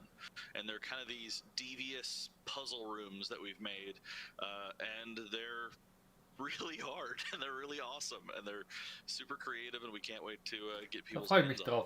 Yeah, no, I got to play a demo of this a few weeks ago and that was a challenge, so I can't imagine how nefarious these are. How are they going to be sort of integrated into the game? Are they optional, like offshoot stuff, or how do you get to them? Sure, so players actually have to collect the flashback tapes in the levels themselves. They're an object that they can pick up, and to actually pick them up, they have to reach them in the level without dying.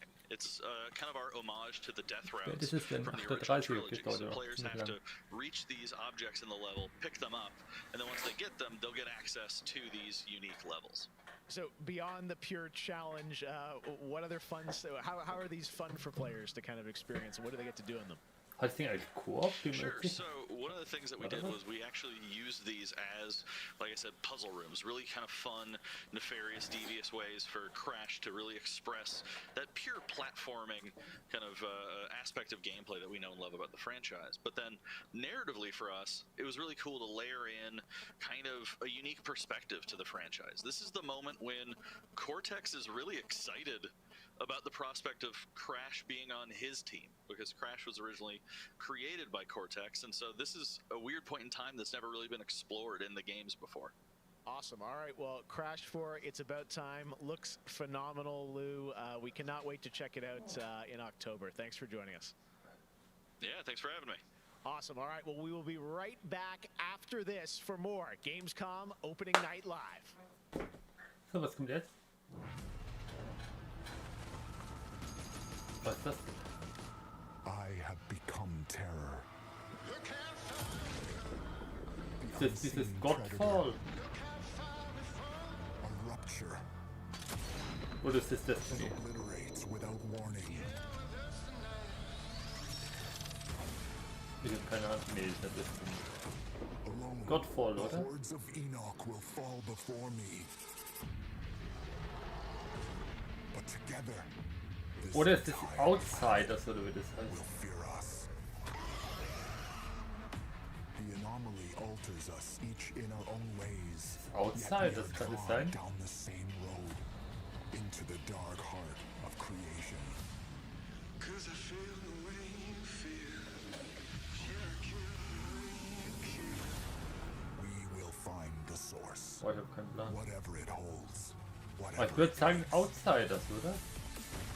Die eine da mich nicht dran erinnert. Aber ich habe keine Ahnung, was das für ein Gameplay ist. Ich denke, das ist eigentlich eine Mischung aus Outsiders und Destiny, aber Destiny ist nicht so total.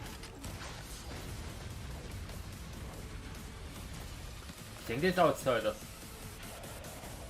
Ich habe von dem Spiel noch nicht viel gesehen, deswegen.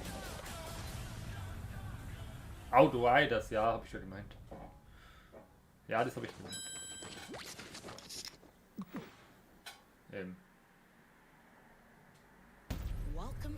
Okay. Hyperscape, das ist dieses Battle Royale Spiel von EA. Nee, von Ubisoft. Das ist kostenlos, das muss man runterladen.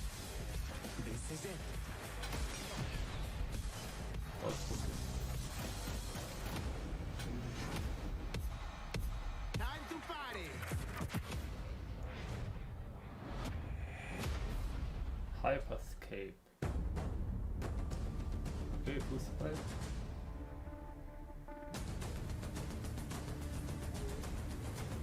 Was habe ich überhaupt für eine Auflösung hier drauf? Wo habe ich die mal aus? 80, warte mal, machen wir ja auf. 720. 1080 brauchen wir ja fast. Das dauert wirklich. Datenvolumen, Blödsinn. Zu viel. Welcome to Ja, tut mir leid. I can see you're new here. Let me get you up to Wieder speed. Fokus. The Underhive's named well. A sprawl of Das ist wieder humanity Outriders, ja, suffering away wahrscheinlich, like oder? ants. Deep underground where we ain't causing trouble but a rich poison Ja, das ist girls, immer noch Outriders. no matter how loud we are. And do we ever make some noise? Every Orlok says they could shoot Ich your weiß tail nicht. off a lashworm and they'd splash your head from 20 paces for saying they couldn't. I don't want to say immortal, but when their armor, blood, skin and will are of iron, it's a potent combo. Weiß nicht. Why would someone like you want to know about an all-female gang of psychopaths, drug dealers, Koop kann's ganz killers, witzig sein. cloners and... Oh, makes sense. And Escher will cut you up just for the fun of it. Goliaths are big. Ja, das ist halt so wie Destiny oder wie Anything smaller than Warfare. them doesn't deserve to live. And they're Und, just as happy filling you with lead as they are smashing you Ja, to gibt's noch pieces mehr. with a power maul. Now, mixing that whole pot together in a place like this, you can imagine what happens. Chaos, gang warfare, for wealth, Könnte witzig for sein, wenn power. das zu dritt spielt Sometimes oder just zu for zweit. fun. So, think you're ready? Necromunda Under High Wars comes to Nee, das ist PlayStation was 4, Handy, was Xbox ist das One denn? and Das ist was PC völlig on anderes. September 8th. Ich habe gedacht, es ist immer noch Auto 3, das O ist futuro dos ja jogos, além de realidades virtuais extremamente fidedignas e realistas, VR. eu acho que também se Kommt jetzt encontra Hitman? em formas mais Ich würde expressivas gern Hitman e VR absurdas, sehen. quebrando cada Oder vez Resident mais esses Evil 8. paradigmas de formato de videogame que a gente tem e sendo usado mais do que nunca como uma ferramenta de expressão artística. I envision the future of gaming to be quite bright and quite online. The next generation of console will clearly allow Ach so, AAA and indie developers Ich to habe jetzt build gerade more nur VR spielen. character-driven games that I hope will cover more diverse subjects. I want to play all kinds of stories about people and places, both real and imagined. I want comedy games, I want autobiographical games. I really want to see what people can do with the medium. Pro futuro dos games, eu vejo uma evolução, obviamente, gráfica, mas eu vejo ainda mais evolução Ja, na jetzt inteligência wegen der- artificial e na maneira com a qual a gente Kommt dieses, interage mit dem Obst, com os oder? games, tudo em busca de Wie experiências heißt das mais Spiel? imersivas. Snack hast du oder wie heißt Nee. Nee, was kommt denn jetzt? You know, one of the things Spiel I Lego love Star Wars about Center, opening wollte night ich auch is that noch we can zeigen. show you the biggest games in the industry and also smaller titles that should be on your radar. So pay attention to this next game. It comes from a team of two in Sweden, Tuxedo Labs. Over the past 3 years, developer Okay. Dennis Gustafsson has built his own game engine to realize his vision for a fully destructible game world. What he's building has absolutely blown me away, so I asked Dennis to prepare a special trailer just for tonight. Jetzt bin I ich hope you're gespannt. equally Aus inspired Schweden. by the ideas in this next game. Definitely one to watch. Teardown. Was könnte das sein?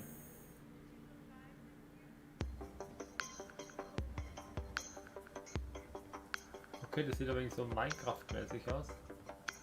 Irgendwie, aber irgendwie auch nicht.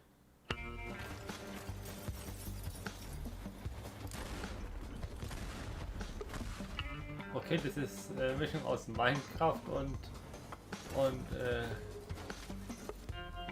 Red Faction oder das ist noch so ein Zerstörungsspiel hier. Wie heißt denn das? Von den Team, wo auch das Original Battlefront gemacht hat. Mercenaries. Das ist wie eine Mischung aus Mercenaries und Minecraft. Das sieht irgendwie cool aus. So ein witziger Mix. Oder GTA, ja, mit Minecraft Mix. Und halt dann noch hier Zerstörungsengine.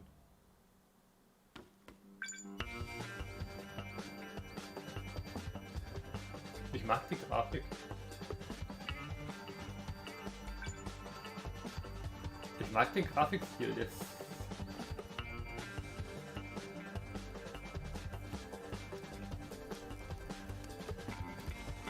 Das Feuer irritiert total, weil es halt realistisch ausschaut.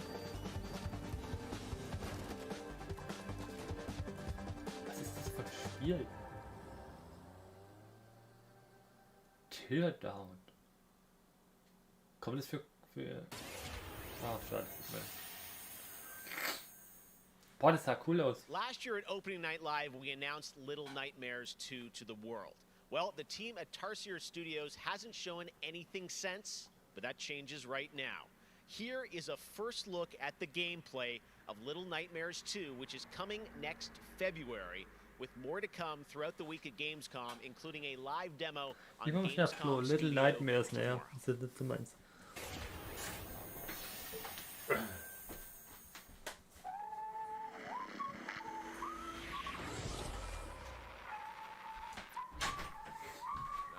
All right, thank you.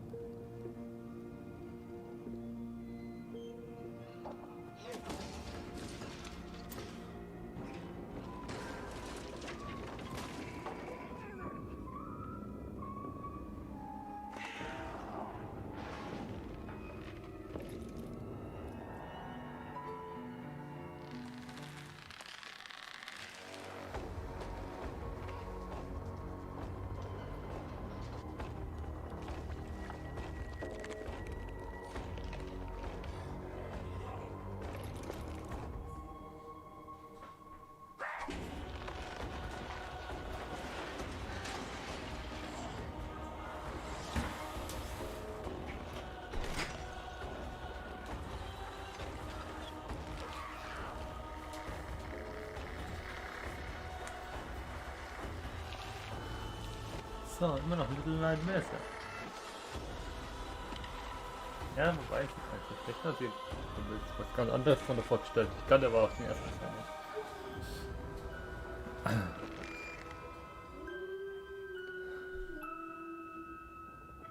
Okay, das hatte ich mir vielleicht später nochmal anschauen.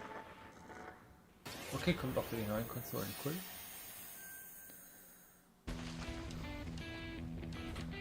I'm WWE Hall of Famer Jerry the King Lawler, and I'm reuniting with my old buddy Mauro Ranallo to bring you all the over-the-top action in WWE 2K Battlegrounds. Mamma mia! Was ist das denn? This is great! This arcade-style video game is over-the-top outrageous, with over 70 WWE superstars and legends brawling it out like never before. Oh no, hold on to your toupee, Mauro. Okay, naja, keine Ahnung. Da können wir gar nichts damit anfangen.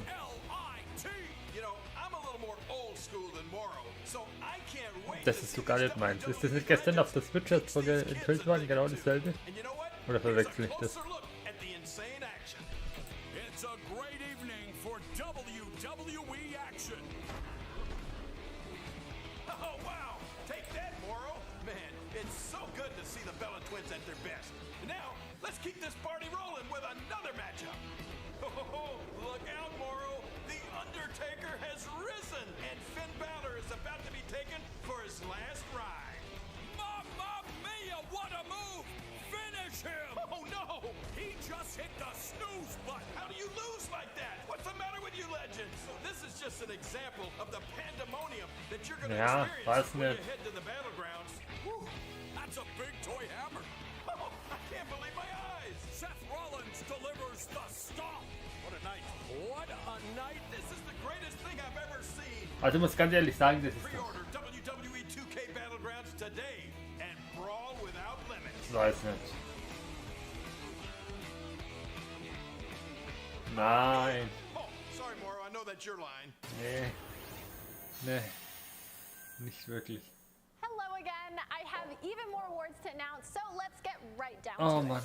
The winner of Best Action Adventure Game is Watch Dogs Legion.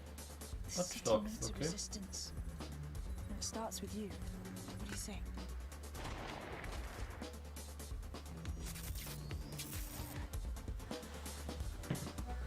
Watch Dogs, das könnte ganz cool werden. The winner of Best Action Game is Star Wars Squadron. Oh, jetzt wird eigentlich auch cool.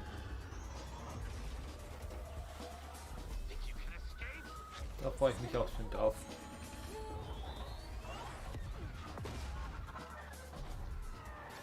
The winner of Best Multiplayer Game is Operation Tango. Da freue ich mich auch drauf. Okay, das ist keine Ahnung, was das ist.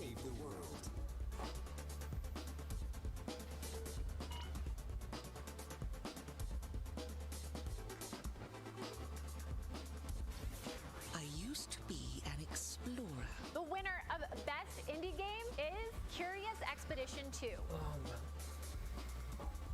Did not believe what I had witnessed. It was time for the world to learn my name. Congratulations to all the winners.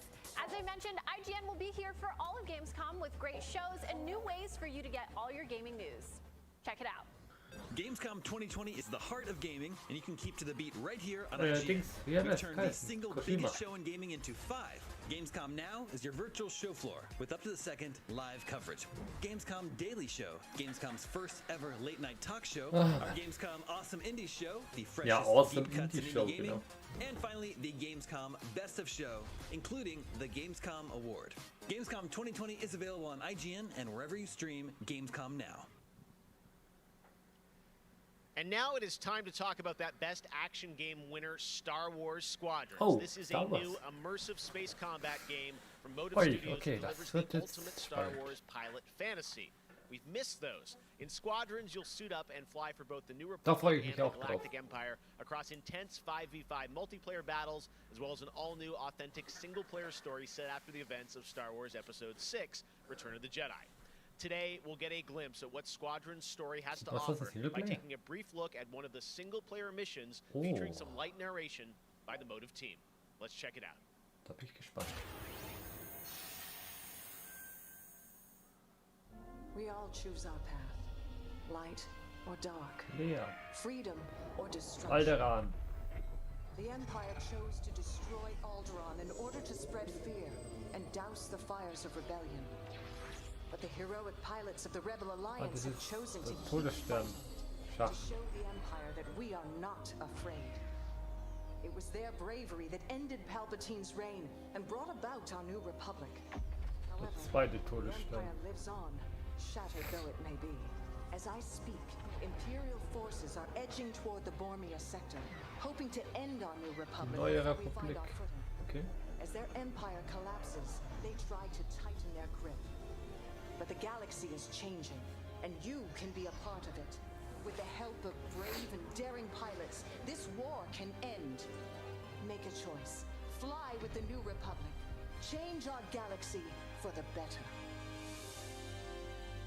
Hi, I'm Suzanne Hunka, narrative producer on Star Wars Squadrons. Our single-player story is one of daring pilots and deep-seated rivalries. Take Titan Squadron. Hunt down this Starhawk and eliminate it. Gladly, Admiral Sloan. Over the course of the story, you'll fly as 2 pilots on opposite sides of the war. And, like all modes in Star Wars Squadrons, you'll have the option to experience every mission fully immersed in VR. Wedge Antilles, Rogue Squadron. In VR, da I hear freut mich you're erst the reason I drauf. was able to finally get a comm through. Today, we're giving you a glimpse of an early Imperial mission behind enemy lines. One of our spies, Agent Thorne, has discovered vital intelligence on Project Starhawk. Your mission is to extract her from an orbital outpost above Hosnian Prime. Behind enemy lines, you'll have to eliminate perimeter defenses. The outpost is defenseless. When you've secured the area, you will escort the Gladius to the outpost, and our extraction team will acquire Agent Thorne. Once Thorne is secure, reach your Gozanti cruisers and return to the Overseer. Landabfahrer. Cover our escape and escort us to the jump point. We have Republic Und die Corvettes inbound. Tente 4. Blockadebrecher. Der Shuttle muss schon kommen, oder? Schätze ich mal. Weil sie muss geschützt wird. You have my thanks, Titan Squadron. No time to celebrate. Move on.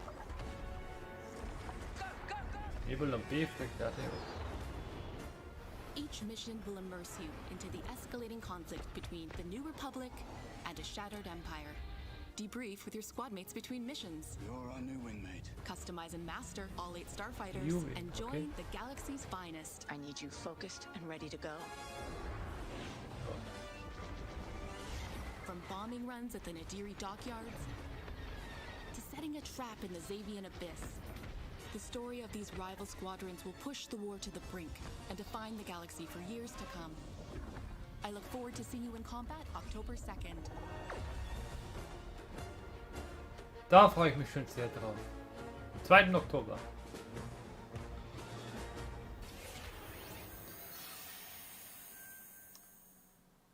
That is not all EA has to share from a galaxy far, far away today. Jetzt At kommt Lego Star Star Wars Wars, oder? Galaxy Edge, you can enter the world of Batuu, where you can visit Oga's Cantina or jump into the Millennium Falcon on a run to Smuggler's Cove. It was this incredible adventure at Disneyland Resort and Walt Disney World Resort that inspired the Sims latest game pack. Check this out. Ja, ja, Lego Star Wars. Skywalker Saga. Nee. Hey, was ist das denn? Ach, Sims! Okay. Eine Star Wars Erweiterung.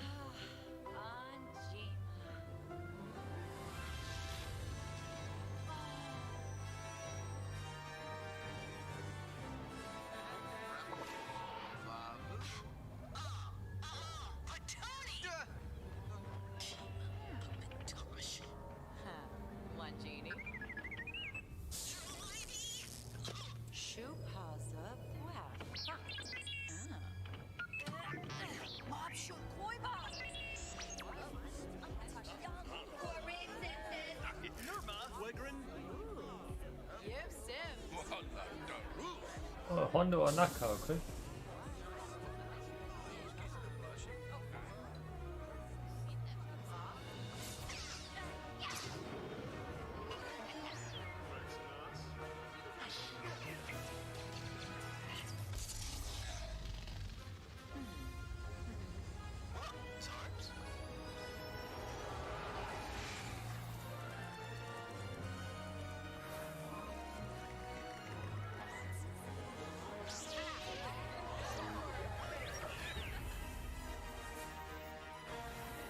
Okay, eine Sims 4 Erweiterung mit Star Wars Lizenz am 8. September. Ja. Das hätte ich jetzt nicht erwartet, aber There is even more Star Wars to come later in the show. Lego Star Wars, the jetzt Skywalker kommt Lego Saga Star is Wars, up, and die as we move Skywalker into our Saga, second genau. hour, we've got Fall Guys Season 2 still to come, the reveal of that, which I can't wait for Voll you viel guys Star to Wars see. Zeug. And of course, a gameplay demo of Ratchet & Clank Rift Apart for PlayStation 5. But right now, you might remember this next game from Annapurna Interactive from last year's Microsoft E3 event. And today, I'm excited to share a new announcement from the team.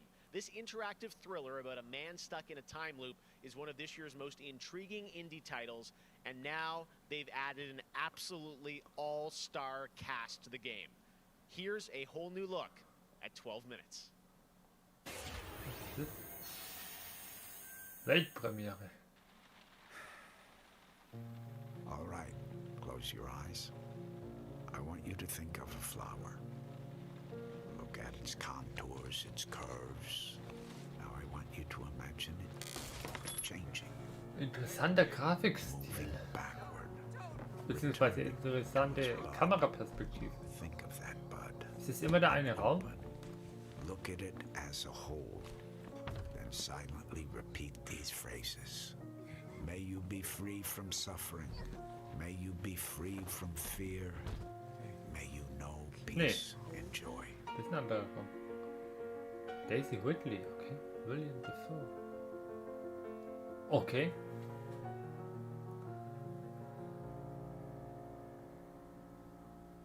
Ach, nur für die Xbox. Mann. That's going to be a really special indie game. So glad to announce that here on the show. Now, last year at the Game Awards, we announced Godfall, a new looter shooter coming to PlayStation 5 and PC from Counterplay. Tonight, we've got a quick sneak peek of one of the new Valor plates with more footage coming as part of Gamescom 2020. Ich habe von der Godfall schon so viel gesehen jetzt.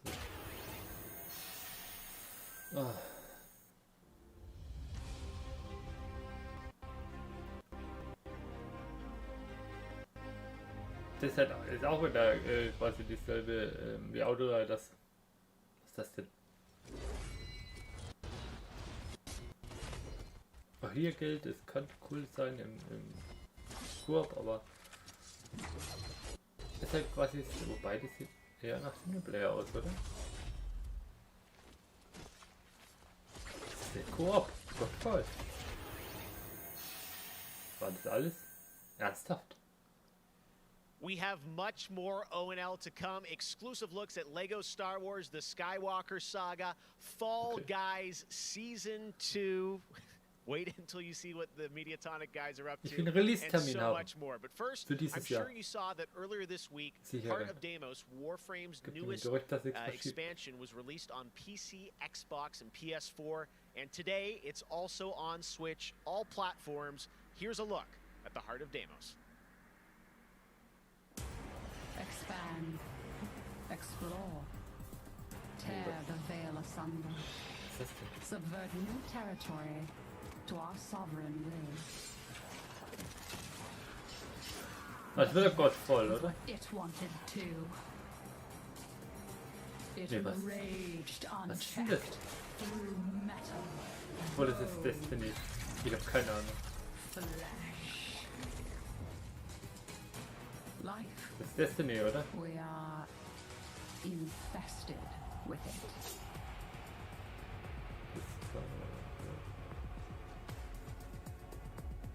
Das ist eine Destiny 2 Erweiterung, oder? Now, the gateway is failing. The jaws close. Ja, ja, Destiny 2 ist das. The final heartbeat Ziemlich sicher. approaches.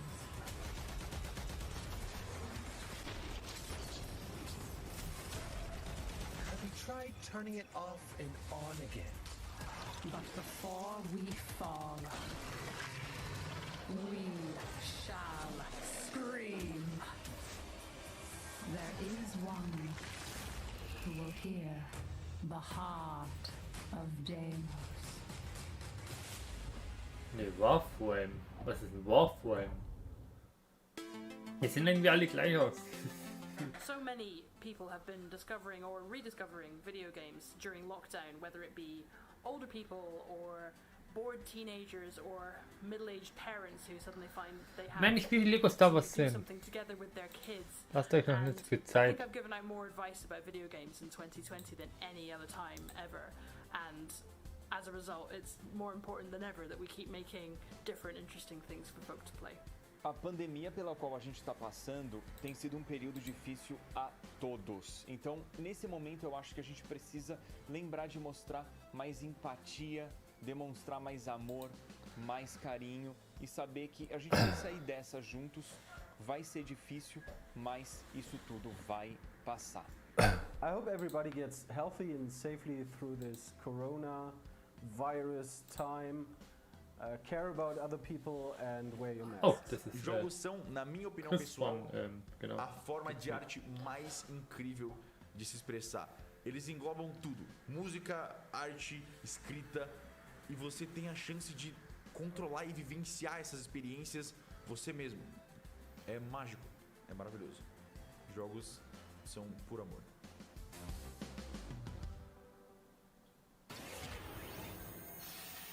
Weltpremiere. Ist das jetzt Star Wars? Nee, was ist denn? Modus Studios. Soll ich die kennen?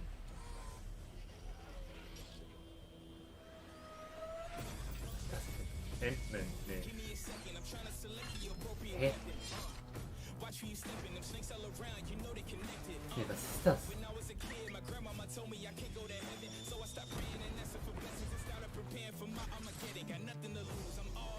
Okay.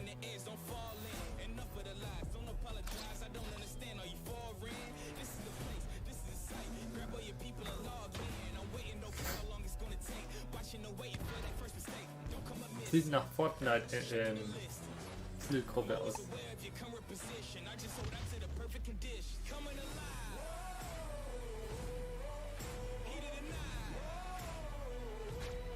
Ich habe keine Ahnung, was das sein soll.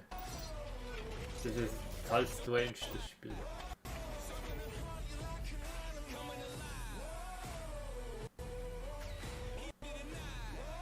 Was ist denn das?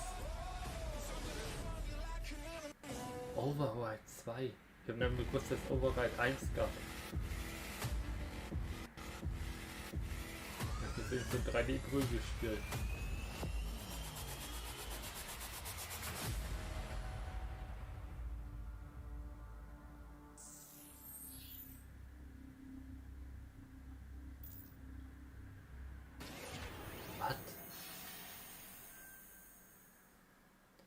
Zeigt mir doch endlich All mal right, Lego guys, Star we're back Wars. officially into hour 2. We've got an hour more of great stuff to show you. Destiny 2 Beyond Light Stasis. You're going to see a brand new look at that. Fall Guys Season 2 and Ratchet & Clank for PlayStation 5 and so much more across the next hour. Awesome. Opening Night Live continues, and it just is the start of Gamescom 2020. But right now, on September 25th, Mafia Definitive Edition launches a comprehensive ground-up remake of the original Mafia. Tonight, we've got the exclusive debut of the next trailer called A Life of Reward Too Big to Ignore, which deals with Tommy's induction into the Salieri crime family. Check this out. Mafia freut mich auch drauf.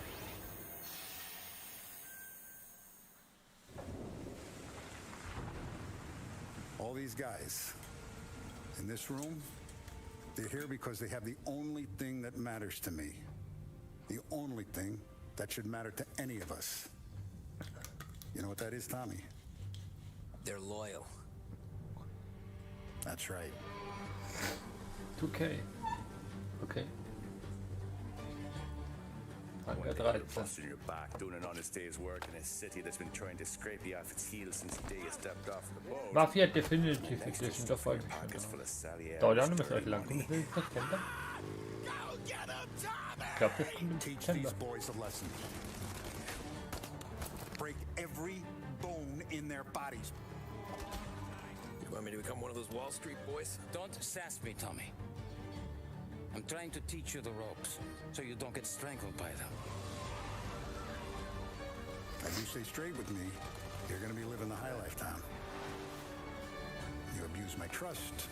Don Salieri, you won't ever need to worry about me. Okay, then. Welcome to the family. Mafia Definitive Edition. Und kommt am... da habe ich das. Ich glaube, es kommt im September.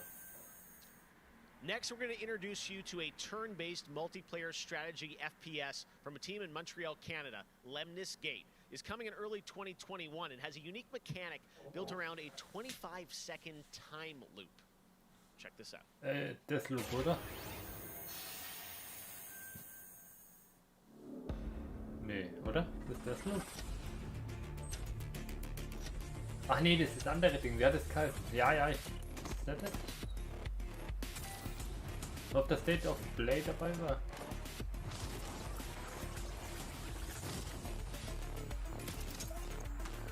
Ich war... Nee, das ist das andere Spiel.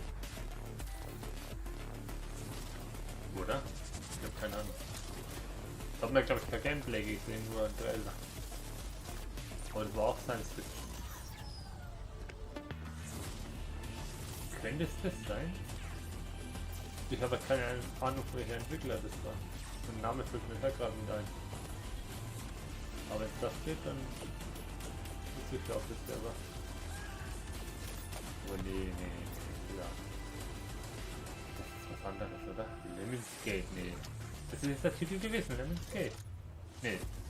Doch. Nee, das ist nicht das andere Spiel.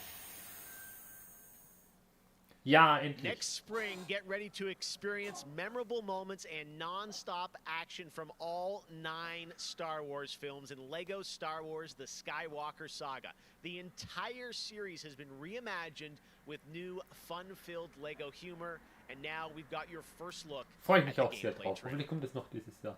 Gibt es ein Stück, das ist doch mal auf nächstes Jahr. Tatooine. I want to learn the ways of the Force and become a Jedi like my father. Okay. The Force is unusually strong with him. That much is clear. Geonosis. Twisted by the dark side, young Skywalker has become. Ist das Rogue One? Sind doch die Star Wars Storys dabei? Episode 7. I'm from the Resistance. Episode 8. Your sister Leia sent me. We need your help.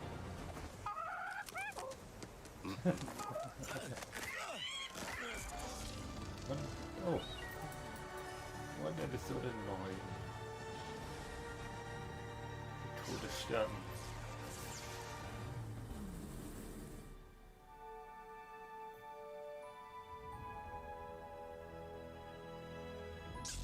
Force will be with you, always.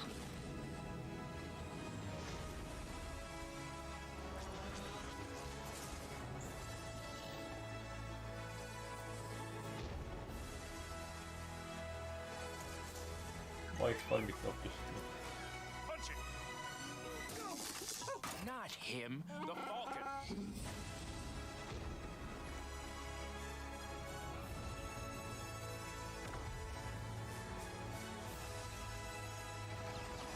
Slave One.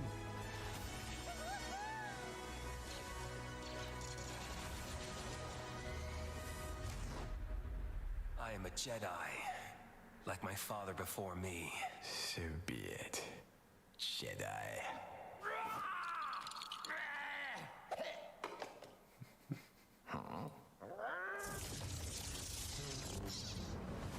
Lego Star Wars, die Skywalker Saga. Und kommst du dieses Jahr? Bitte. 2021.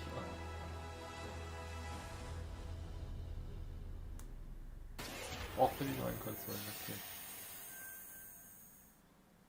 Man, Lego Star Wars looks so fun coming to next gen as well. All right, we'll be right back with more world premieres from huge new games like Ratchet & Clank, Rift Apart, Medal of Honor, Above and Beyond, and Destiny 2. But before Medal of that, Honor. here's a look at a Also game doch. that is launching tonight Das ist aber dann on kein neues Nintendo Spiel. Switch and Steam. It's called Struggling from Frontier, Das ist dann ein Mobile a fun Game, oder? physics-based platformer where up to 2 players Weil, control wenn Troy, sie ja a fleshy sagen, hero. was das ist, Check this out, and remember, you can play this das würden tonight. sie doch nicht ankündigen. Wenn noch nicht offiziell enthüllt ist.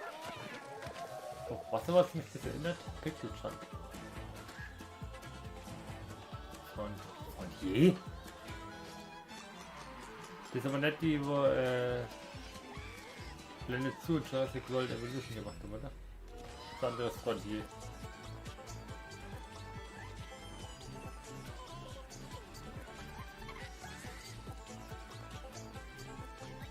Yes.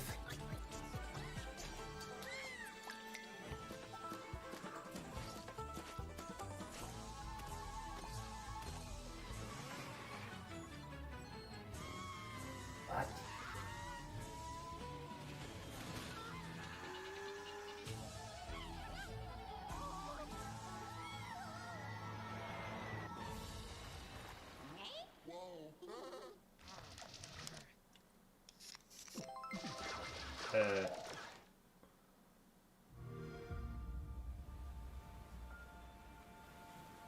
Oh, ist das hier, nee, das ist nicht, oder? Wie heißt das sowieso F-Spiel? Nee, das ist nicht. Ah, okay. Age of Empires, oder?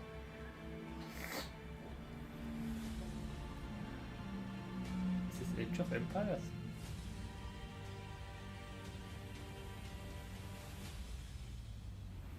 Oder verwechsel ich das gerade? Auf jeden Fall eins von diesen Aufbauspielen. Ja, ist auf jeden Fall ja, ist die Definitive Edition, oder? Oder Revelations? Ich weiß es nicht. Eins von den Aufbauspielen halt. Schweden, okay. Age of Empires, oder?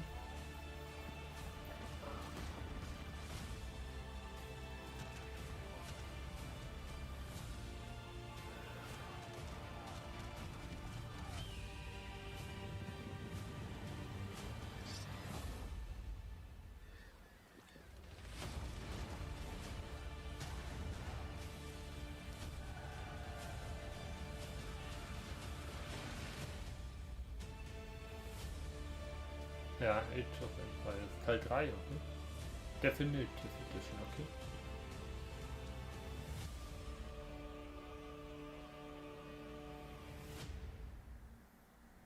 Ist im Game Pass drin, okay, kann ich ausprobieren. So, noch Microsoft Game. Ah ja, Little Hope genommen. Kommt in Halloween raus. Ist von den Until Dawn Machern und halt den Dark Pictures Machern. Man of Matter.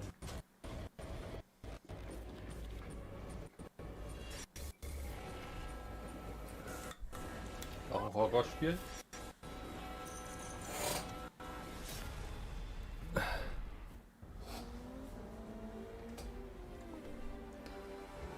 Schade, dass Lego Star Wars das nächstes Jahr kommt. Ich habe mich so drauf gefreut. Was ist das? Projekt Cars, oder? Wir sind aufgepasst. Ja, es wird Projekt Cars 3 sein, oder?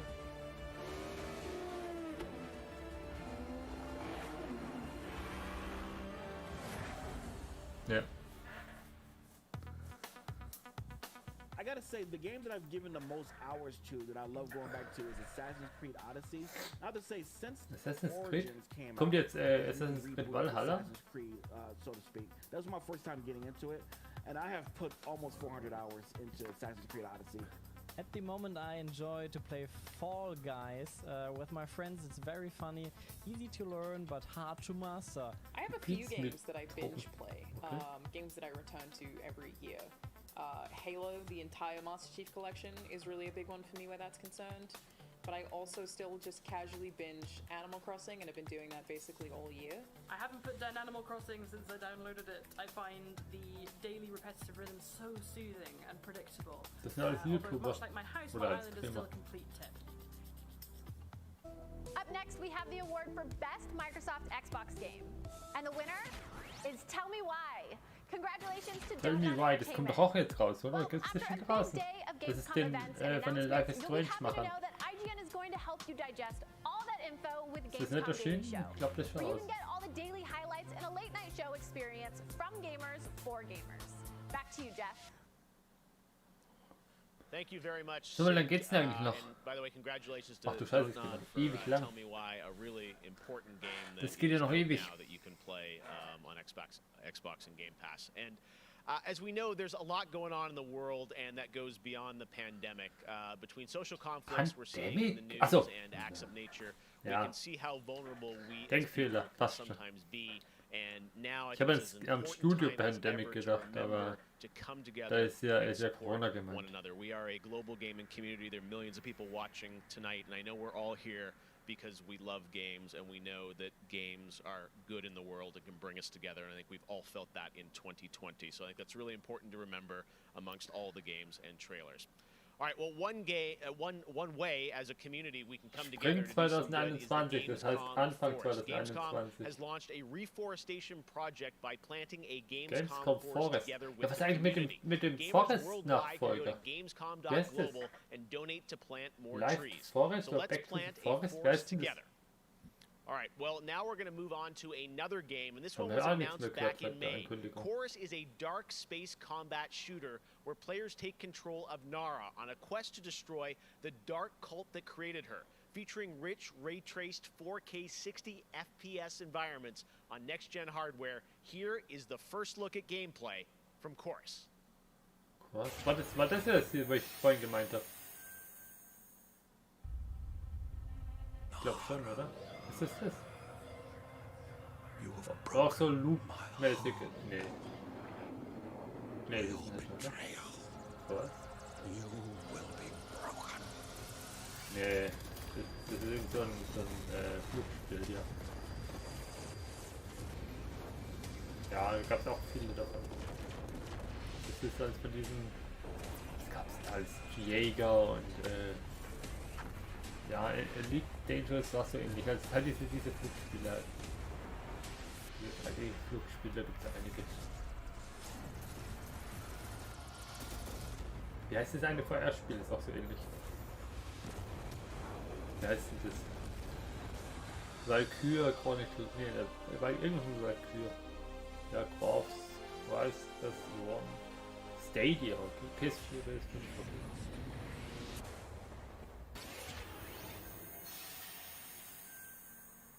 Zwischen Nummern kann ja auch so echt. Oh, How Fall many Guys. crowns have you won? If one game has defined the summer of 2020, it absolutely is Fall Guys from Mediatonic in London and Devolver. This game is setting records and putting a much-needed smile on everyone's face. Fall Guys, I think, represents our industry at its absolute best. Well, soon the Fall Guys experience will evolve with Season 2. There's a lot of new stuff coming, and tonight, Mediatonic is about to give you an exclusive sneak peek at what's next. get ready. I think the internet Ja, wobei kann is ja noch about nicht to dauern, freak ist ja der out. Here Trailer. it is, Fall Guys Season 2.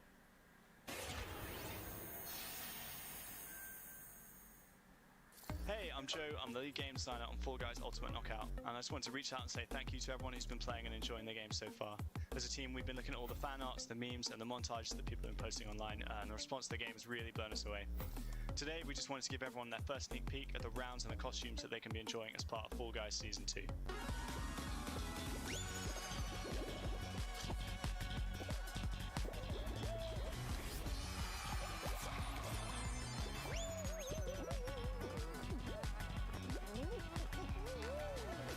In Season 2, you'll be dressing your Fall Guy as a medieval hero and competing across brand new rounds inspired by epic quests from the Middle Ages.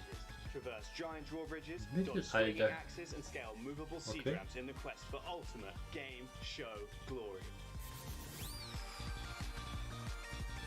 Alle Kisten, okay. Neue Kostüme? Ja. Wobei, kommen ja Freispiele. Zaubergeistbild.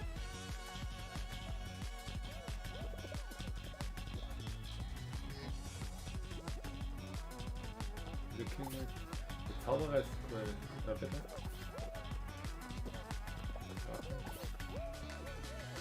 We hope you enjoyed the sneak peek of Fall Guys Season 2. Ja, das ist Still ein adding cooles the Spiel. finishing touches to development, but if you want to stay up to date, then @FallGuysGame on Twitter is where you want to be.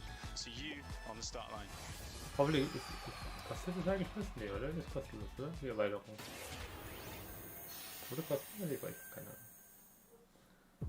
My father has Colorado in the palm of his hand, and he's afraid to close his fist. Das ist dieses Strategiespiel hier, wie heißt das mit diesen Robotern? I am not. Wie heißt denn das? Iron irgendwas. Das wer jetzt rauskommt für PC. Iron Harvest. Ist das das? Nee. Nee, das ist so eine Art XCOM.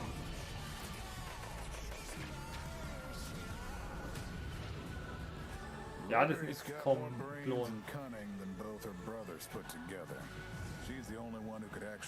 XCOM mit Zombies. Vic's a depraved child, and Val's a brain without a spine. The years my father wasted grooming them for glory when I was right there.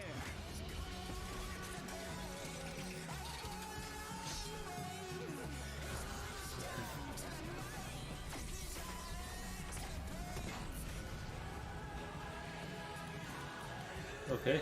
Das ist irgendwie.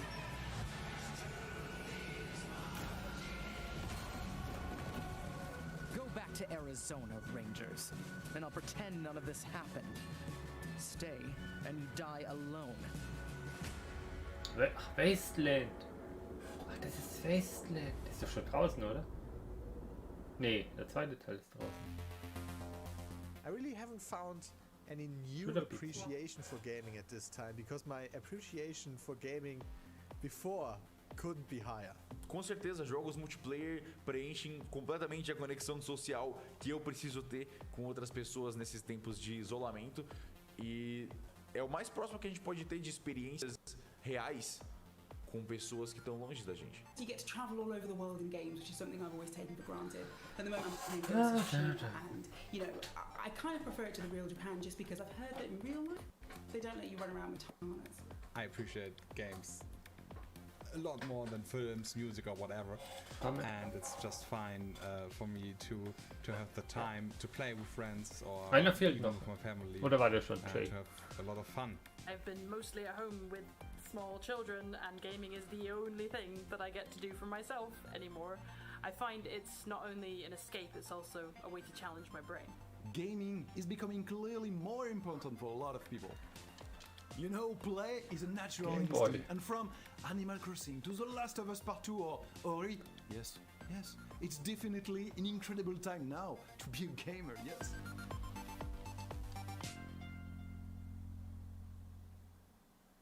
Hey everyone, I'm Vince Sampella, head of Respawn Entertainment. Titanfall 3? Oder ist das einfach nur Apex Legends wieder? The Medal of Honor franchise is known for its powerful and Medal of exciting Honor? stories that put the player in the boots of a soldier who was there. Doch ein It's a series richtiges? that is grounded in history, which Von tells emotional, authentic Respawn? stories. Peter Hirschman, who directed the original Medal of Honor in 1999, is back Jetzt at the bin ich helm of this gespannt. project. You'll hear more from him in just a bit. Peter and I actually worked together on Medal of Honor Allied Assault in 2002, and I'm really happy he's joined us at Respawn to craft a completely new experience. Egal, ob es entweder Titanfall 3 oder Medal of Honor, ist mir egal. Beides von Respawn ist. It weaves in the personal stories of the veterans and survivors of the war through powerful interviews that help set the stage for what players will experience. It's more than just a game. And we could not be more excited to show the world the next look at Medal of Honor Above and Beyond and the game's action-packed story. Okay, Medal of Let's Honor. take a look.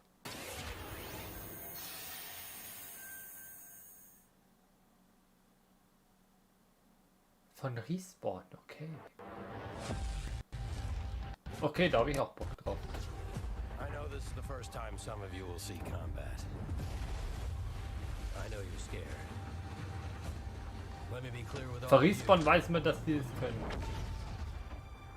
Normandie, okay. Wobei in Titanfall 3 hätte ich mich noch nicht getroffen. Von Respawn EA, okay. Oh gut. Ach nö. Welcome to France, gentlemen.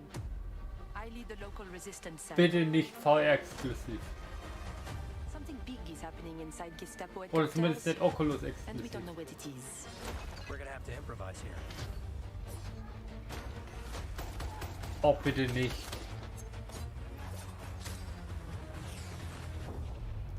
Wenn es für PSVR auch kommt, okay. Ich hätte aber lieber ein normales Medal of Honor. But you really should stop. There is no future in it. Ist ja doch schon bekannt, oder? Weil irgendein Medal of Honor war so ein Ding und war das, glaube ich, war doch VR, glaube ich sogar. Es sieht auch grafisch ist so umwerfend aus. Ja, das ist ein reines VR-Spiel.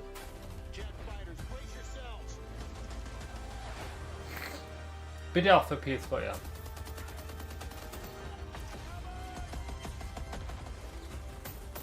Like I said, boom. Das ist grafisch wirklich nicht so umwerfend. There are things as people I'm willing to sacrifice myself for. Also es ist auch nicht, auch Titanfall sah besser aus, meiner Meinung nach. Kommt es wenigstens für PSVR. Somehow this motley crew has been tasked with saving civilization. Nicht nur für Oculus, bitte. God help us all. Och nö.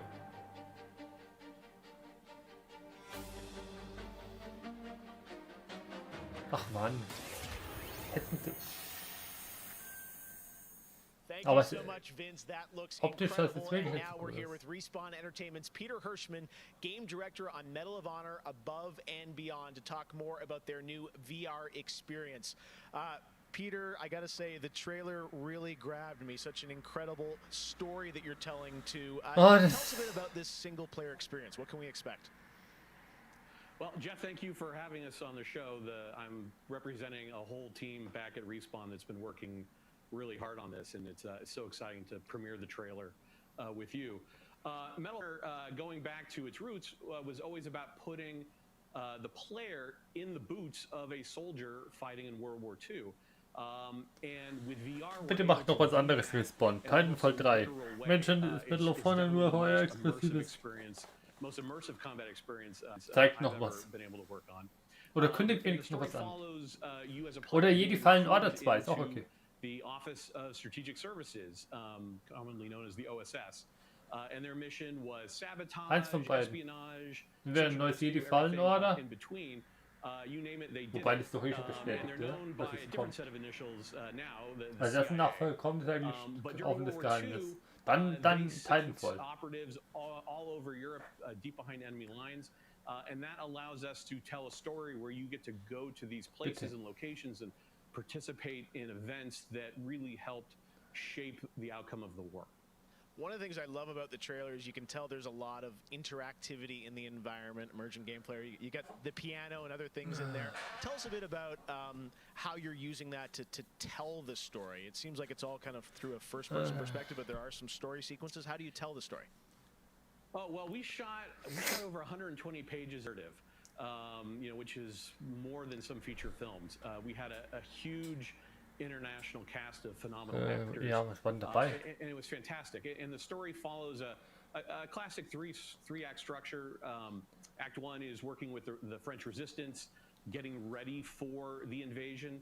Act 2 is D-Day itself and the fight to get to Berlin. And then the third act is dealing with the Nazi secret weapon program, which involved things like the 262 jet and the V2 rocket and things that could have really turned the tide of the war if we hadn't stopped them. So you get to go on this journey, this story. And the story is shot all from your perspective. Because it's VR, your head is the camera. We don't have cutscenes, we don't have edits. Everything revolves around your perspective. So you experience this story completely in first person as if you are there. So it creates a much more intimate and emotional connection with the characters and the things going on around you. It was an incredible way to shoot. One of our animators stood in for the player throughout the 3 weeks that we were on stage. And all the actors are always reacting and talking to you directly. And in VR, it's such a powerful thing. It's all about building that emotional connection, and it just makes the experience all the more authentic. Well, you and Vince, I know this series is really close to your heart, and I'm like, wow, there's so much there to experience. It looks really rich and detailed, obviously authentic as well. Paying tribute to everyone that was involved in the war. I wanted to ask you also about multiplayer, which is something that Respawn is really known for, and you've had a great single player experience, but I hear you might also be doing MP too? Oh, well, yeah. I mean, the thing about VR is that, I've spent so much, we've known each other a long time. So much of your career trying to map natural human movements to a controller, and just figuring out things like making feel good, and one of the hardest ones is leaning. And in VR, you know how you duck, you just duck, and how you lean in VR, you just lean. And so the ability to lean around a corner, just kind of peek around the corner and see where the bad guy is just, it heightens the tension so much. It makes it feel all the more real. And when you put that into a multiplayer experience, it just raises it to a whole nother level. So we are shipping, in addition to the campaign, we are shipping a full suite of VR modes, including a few that you can only do in VR. And we're really excited about people playing those, after it comes out. Wow, well, definitely a full-blown VR experience. I gotta say, I'm really excited to put the headset on and try this, and it's coming out later this year, right? Coming out holiday, so yeah, fasten your seatbelts. We are so excited to bring it to players. We've been working on it a long time. Like you mentioned, it's a passion project for Vince and I and everyone at Respawn. It's a wonderful full circle experience for a lot of us that started our careers working on those original set, going back first one and Allied Assault, and now to be able to bring Above and Beyond to a whole new generation is one of the most exciting things we've been involved with. Awesome. Thank you so much, Peter. Opening Night Live will be right back, and in the meantime, here's a look at a new game that is launching tonight. Heute? Was kommt heute raus? The world was broken, fractured by the magic the Vow Keepers said they would protect us from. Spellstorms still rage across the ruins of the Hollowlands. This is proof, they said. It isn't safe. It can't be controlled. Okay. Magic cannot be used.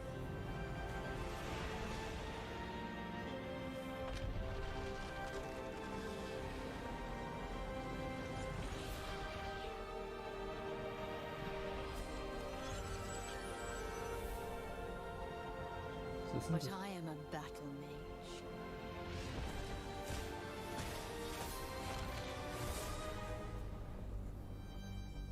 I have broken my vow, and now I fight to break free.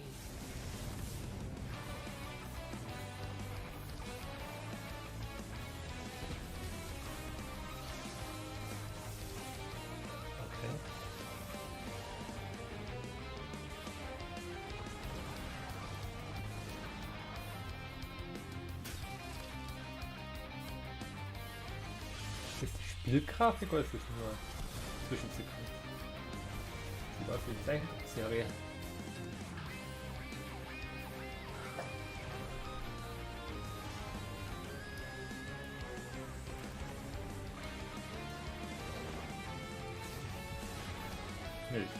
Nee, so ähnlich. Wie sieht das?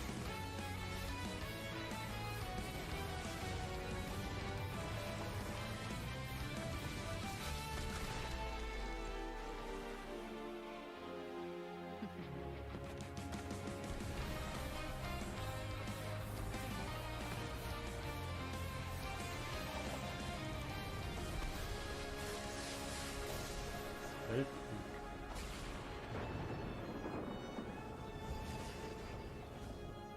3. September. Okay, nächste Woche.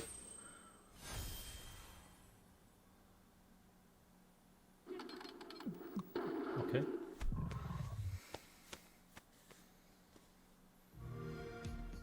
Xbox. Ein Flugsimulator. Okay. Was ist das? Achso, ist Xbox Spiele. Also Microsoft Spiele. No Man's Sky war das. Destiny.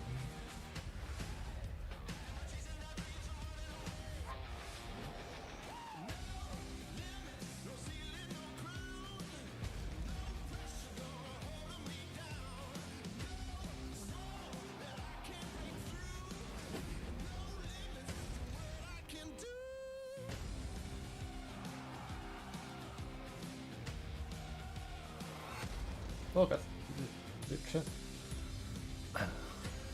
Was ist mit Resident Evil 8 gewesen? Ich hätte erkannt, was sind.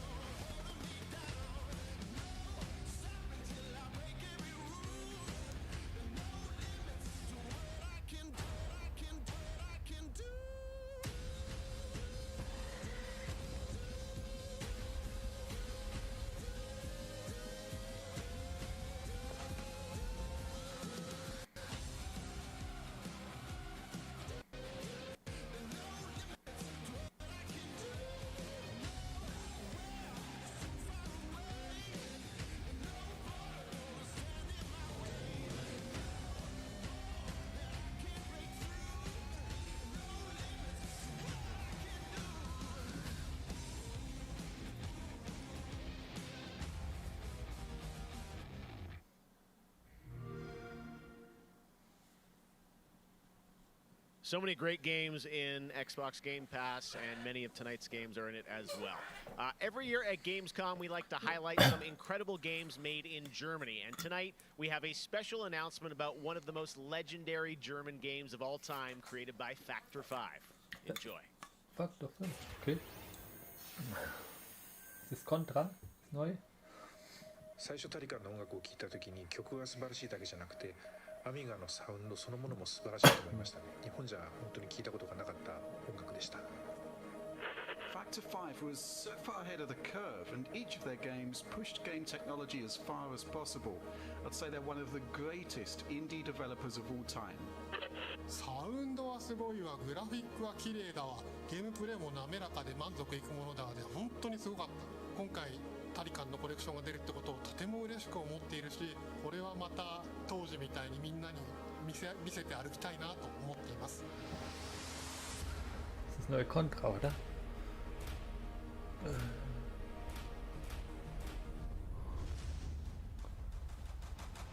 This was the first game that allowed me to completely fulfill my musical vision. It defined my career, and the fans have been there ever since. To this day, it's one of my proudest works.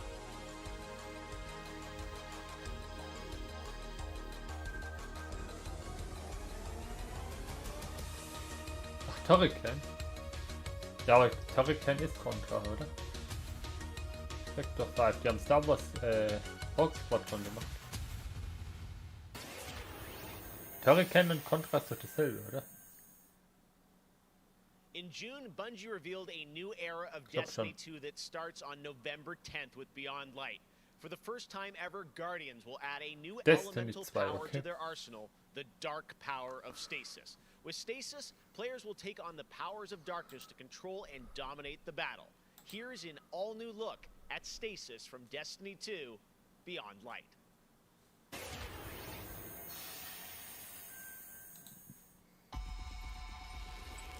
The floodgates are open. The darkness is here. As you step away from the light, we need only look inward. Focus your power. Let it grow. Our fight is far from over. Wie lange geht das jetzt eigentlich noch? Viertelstunde wahrscheinlich, oder?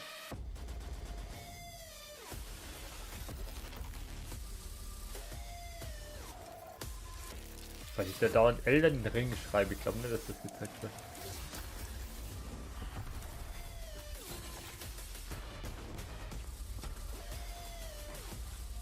Destiny, ich weiß nicht.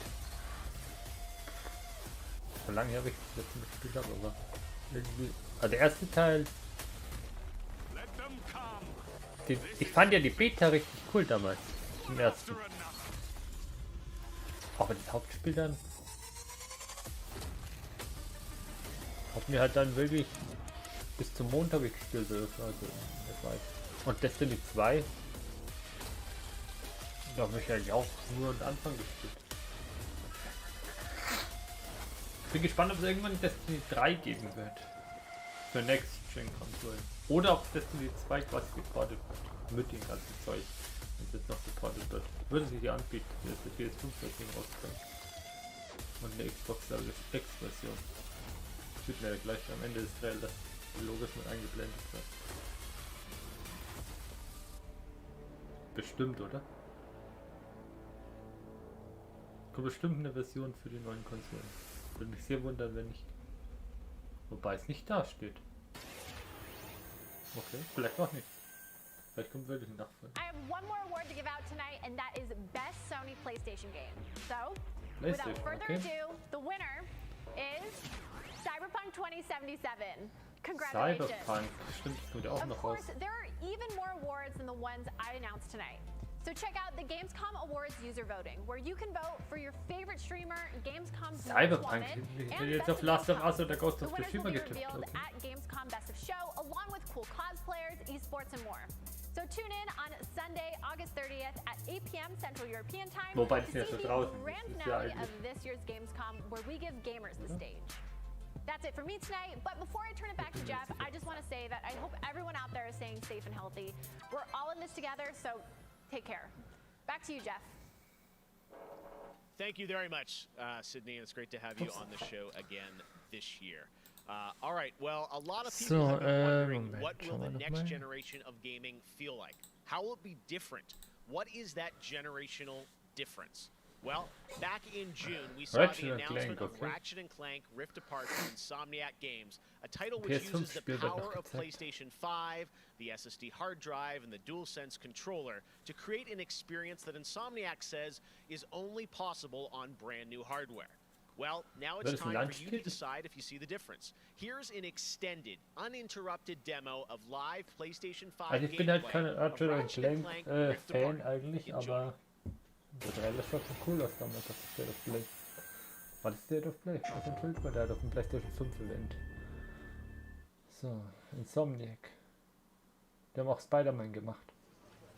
Machen sie auch jetzt wieder hier Spider-Man Ableger. So, das ist jetzt PlayStation 5 Grafik. Okay.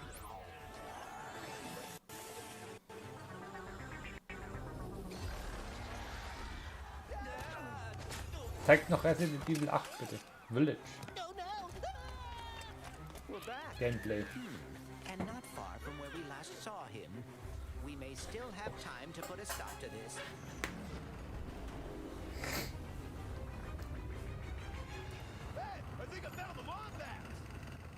Ja, es sieht schon nicht schlecht aus, aber es halt, weiß nicht. Ist halt irgendwie auch nicht mein Spiel.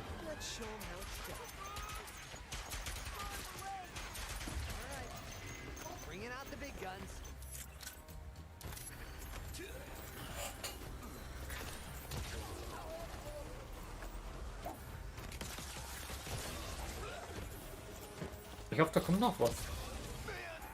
Ja, das jetzt das Spiel ist. Weil wir jetzt eine Viertelstunde dauern, das Spiel, oder?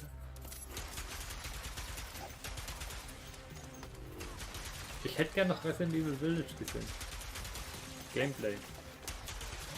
Wenn das nächstes Jahr rauskommt, Anfang nächstes Jahr, dann sollte schon noch mehr Gameplay gezeigt werden. Und so viele Events kommen jetzt noch, oder? State of Play kann noch eine kommen. Aber sonst.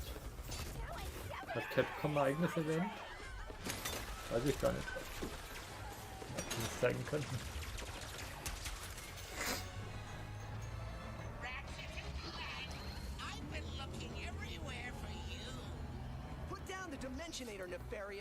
Ja, es sieht schon gut aus. Aber es sieht jetzt auch nicht so viel besser aus wie PS4-Grafik, oder? Es kann aber auch daran liegen, dass es halt jetzt die allerersten Spiele sind. Ich denke mal in einem Jahr oder so sehen die dann schon deutlich besser aus wie die PS4. Das sieht halt, vielleicht kommt es für beide raus, wie kann es sein. Weil sie auf die SSD setzt. Aber es sieht von den Partikeleffekten, aber das hier, das ist schon nicht schlecht. Aber dass es nicht umsetzbar wäre auf der Vierer, glaube ich dann doch nicht ganz. Das ist ein PR. The rifts appeared to react to your device. Try pointing it at one of them.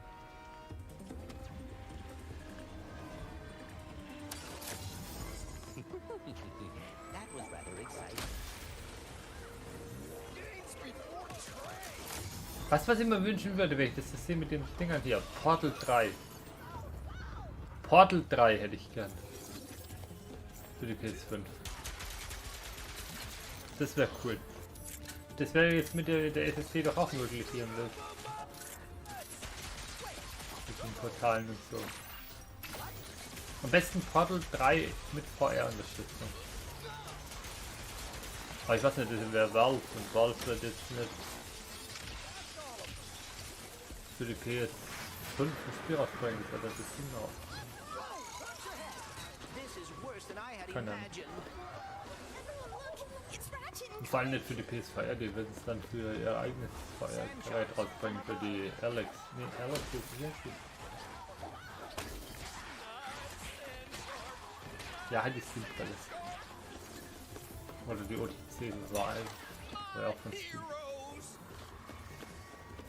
HDC, nicht OTC.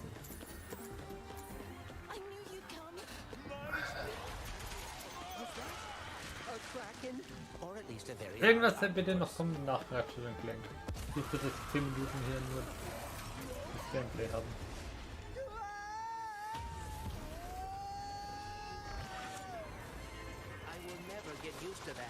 Hey, at least we're on the same planet this time. Nefarious is on the other side of that building. Let's get moving before he does anything else to break reality. Mit noch irgendein Trailer. Ich glaube, Resident Evil 8 gucken wir das, weil das, also jetzt wenn es noch bis 22 Uhr geht, das ist so knapp.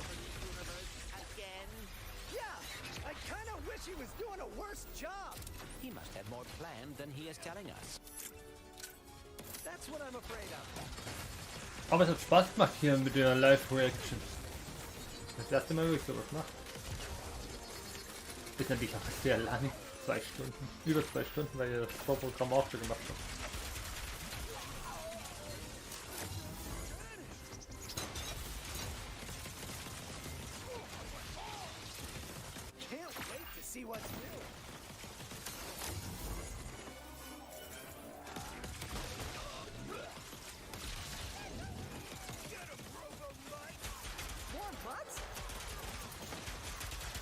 Ja.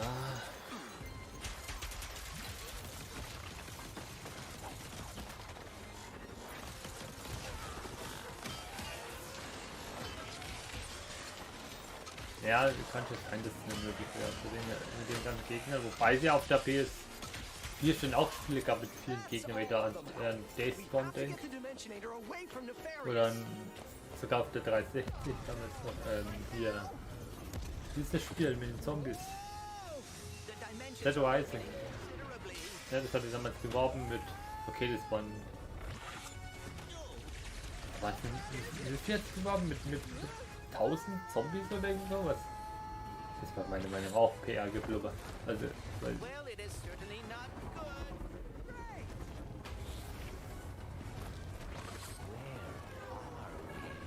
Okay, das ist jetzt genau das, wo man schon kennt, oder? Ja, das ist genau das, wo man schon kennt. Also ich weiß nicht, ob es genau dieselben Szenarien sind, aber kommt halt sehr bekannt vor. Ja doch, das ist genau das. Und jetzt kommt dann hier die... Ja, das kennt man doch genau dasselbe. Okay, der Anfang war halt wahrscheinlich neues Gameplay, aber das hier ist vollkommen bekannt. Das ist genau dasselbe, was auf der State of Play zu sehen war. Ratchet. We are too late. Ratchet? Ja, das kommt viel, genau. Who?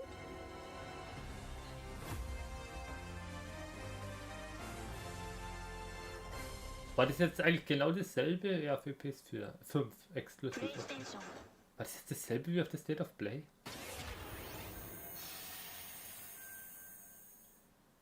There you have it, Ratchet & Clank, Rift Apart, and now I am joined by Marcus Smith and Mike Daly from Insomniac Games. Kann man halt sehr bekannt vor. Guys, Schluss war auf jeden Fall so dasselbe. great to see that long, uninterrupted demo of Rift Apart, and I have so many questions. It's amazing to see what you're doing with the power of PS5 and the SSD.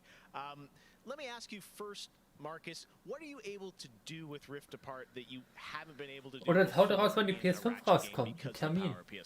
Glaube ich aber nicht, dass das jetzt I mean, first and foremost, it's just pure horsepower enables us Und to den fill Preis. our worlds with the kind of density and life that we've never been able to do before. More importantly, perhaps, though, is the dimensional shifting that we have going on, which uses the SSD that allows us to fling the player from planet to planet to planet, lightning fast, like in way faster than anything we've ever been able to do before. Yeah, the Rift tether, we saw that in the demo. We had seen some of that in the trailer. So that's all actual gameplay. Mike, I'm curious, like how does that work as you kind of play through the game? Are there certain moments and levels where you can jump, or how do you play through that? Yeah, so in the game, there is dimensional damage spread throughout the galaxy that Ratchet and Clank have to find a way to fix. And you can find these weak points in space-time that you can pull to you with your Rift tether. It's like being able to lasso a portal. And that enables you to basically like warp across the world to find new places to discover or gain a tactical advantage in combat. Wow, yeah, I gotta say, like when you see that and you imagine the jumping from multiple worlds at instantaneously almost, and it sounds like there's no load screens throughout the entire game. That's right. We're going seamless. That's right. Yep. Wow, all right. You so confident, both of you say it. I like it. Now, let me ask you about DualSense. That's something that is a big part of PS5. I've had a chance hands-on with the controller, with the adaptive triggers and the haptics. How are you using that to sort of impact the gameplay of Rift Apart? So the heart of every Ratchet and Clank game is a powerful arsenal of weapons that just exude a ton of personality. And the DualSense is sort of like, it feels like it was made for Ratchet and Clank just because the haptics give us a whole new layer for the weapons to express themselves. So for example, your burst pistol, of course it gives you like a satisfying kick with every bullet. But when you throw the shatter bomb, you can actually feel the energy pulsing off the grenade fade away as it gets further apart from you. Basically, the haptics are expressive enough that every weapon feels different and you can tell what you're holding. But of course, the adaptive trigger like takes that to a functional level where, in addition to the trigger pull feeling unique, we can actually use that as a super intuitive way to add alternate functions to the weapons. So, for example, in the demo, we've got the Enforcer, which is a double-barreled shotgun. You can pull the trigger part of the way down until you hit resistance to fire a single barrel. And then whenever you feel like it's the right time, pull it the rest of the way for a double shot. So you might be swarmed by a bunch of little enemies. You only want to waste one shot on them, and then wait a minute for even more to swarm in before finishing them off. But a big guy, you probably want to just give both barrels to right away. So there's a nice intuitive way of basically raising the skill ceiling and giving you more ways to play better. Wow, no, I'm excited to see how you guys are going to roll that out across what I'm sure are an insane, group of weapons. So, kommt jetzt noch was? Plot-wise, Marcus, tell us a bit about this game. I think some fans have wondered, does this tie into the movie plot line, the game plot line? Like, how? Tell us in the Ratchet verse where this sits. Yeah. Well, canonically, this is an extension of Ratchet and Clank Into the Nexus, the 2013 game. But it's a standalone adventure, so it's one that even if you've never played a Ratchet and Clank game, you can get into it and you'll understand it and you'll enjoy it. For hardcore fans, we have a lot of nods. You're gonna see a lot of returning characters and planets and see them all through a whole new light of multiple dimensionality. Yeah, no, this Rift Tether thing I think looks really exciting. And how often, is that something we saw in the demo? Is that something you're going to see frequently in the game? Are there special moments? I guess I'm curious how often you use that technique for gameplay. So the Rift Tether has created these anomalies all throughout the galaxy. You'll encounter those pretty often. There's even a few more types of dimensional damage you'll encounter that we haven't shown yet. Now, being pulled between worlds, that's localized to chasing after Dr. Nefarious in the demo. And that's sort of reserved for special moments when you really have to, when the dimensional damage really tears wide open. Well, I gotta say, it looks incredible. And then at the end, we got another tease of this female Lombax. I know you guys have confirmed she is playable in parts of the game. I think everyone wants to know, though, do we have a name for her? I mean, the world is more interesting with mysteries, and we're going to have to keep this one a little longer. Do we get a number of letters in her name or anything? Too many smart people on the internet. They'll figure it out right away. She's not named Abby, though, right? All right, well, we'll have to wait and see what you guys have in store for us. I got to say, I mean, it looks incredible. The Ratchet games are always so much fun. And as you said, when you think of the power of SSD and the DualSense all coming together, it looks really exciting. Before we go, though, I think everyone around the world wants to know when we're going to get to play this game. Anything you can share with us on where you're at in development right now? Mike? So Ratchet & Clank is coming out in the PS5 launch window. So we haven't announced a specific release date yet, so stay tuned for that. What kind of window? Is it big windows? No, I'm just kidding. All right, that's all we're going to get, I'm sure. Ratchet & Clank Rift Apart coming in the launch window for PlayStation 5. I got to say, Insomniac, we're so excited what you guys are doing across PlayStation, and the game looks incredible. So thank you so much for all you've done, and we look forward to seeing more of Rift Apart soon. Thanks, Jeff. Take care. All right, Marcus and Mike from Insomniac, thanks for showing us that first look at Ratchet & Clank or PlayStation 5. And that's going to do it for Opening Night Live. Thank you so much for watching from around the world, and make sure to stay tuned all weekend for more live Gamescom coverage at Gamescom.global. As for us, we'll see you later this year for the Game Awards 2020. Our team is hard at work to build a very special live show for you coming in December. We'll see you then. Good night. Nö. Kein Resident Evil 8 Village, okay.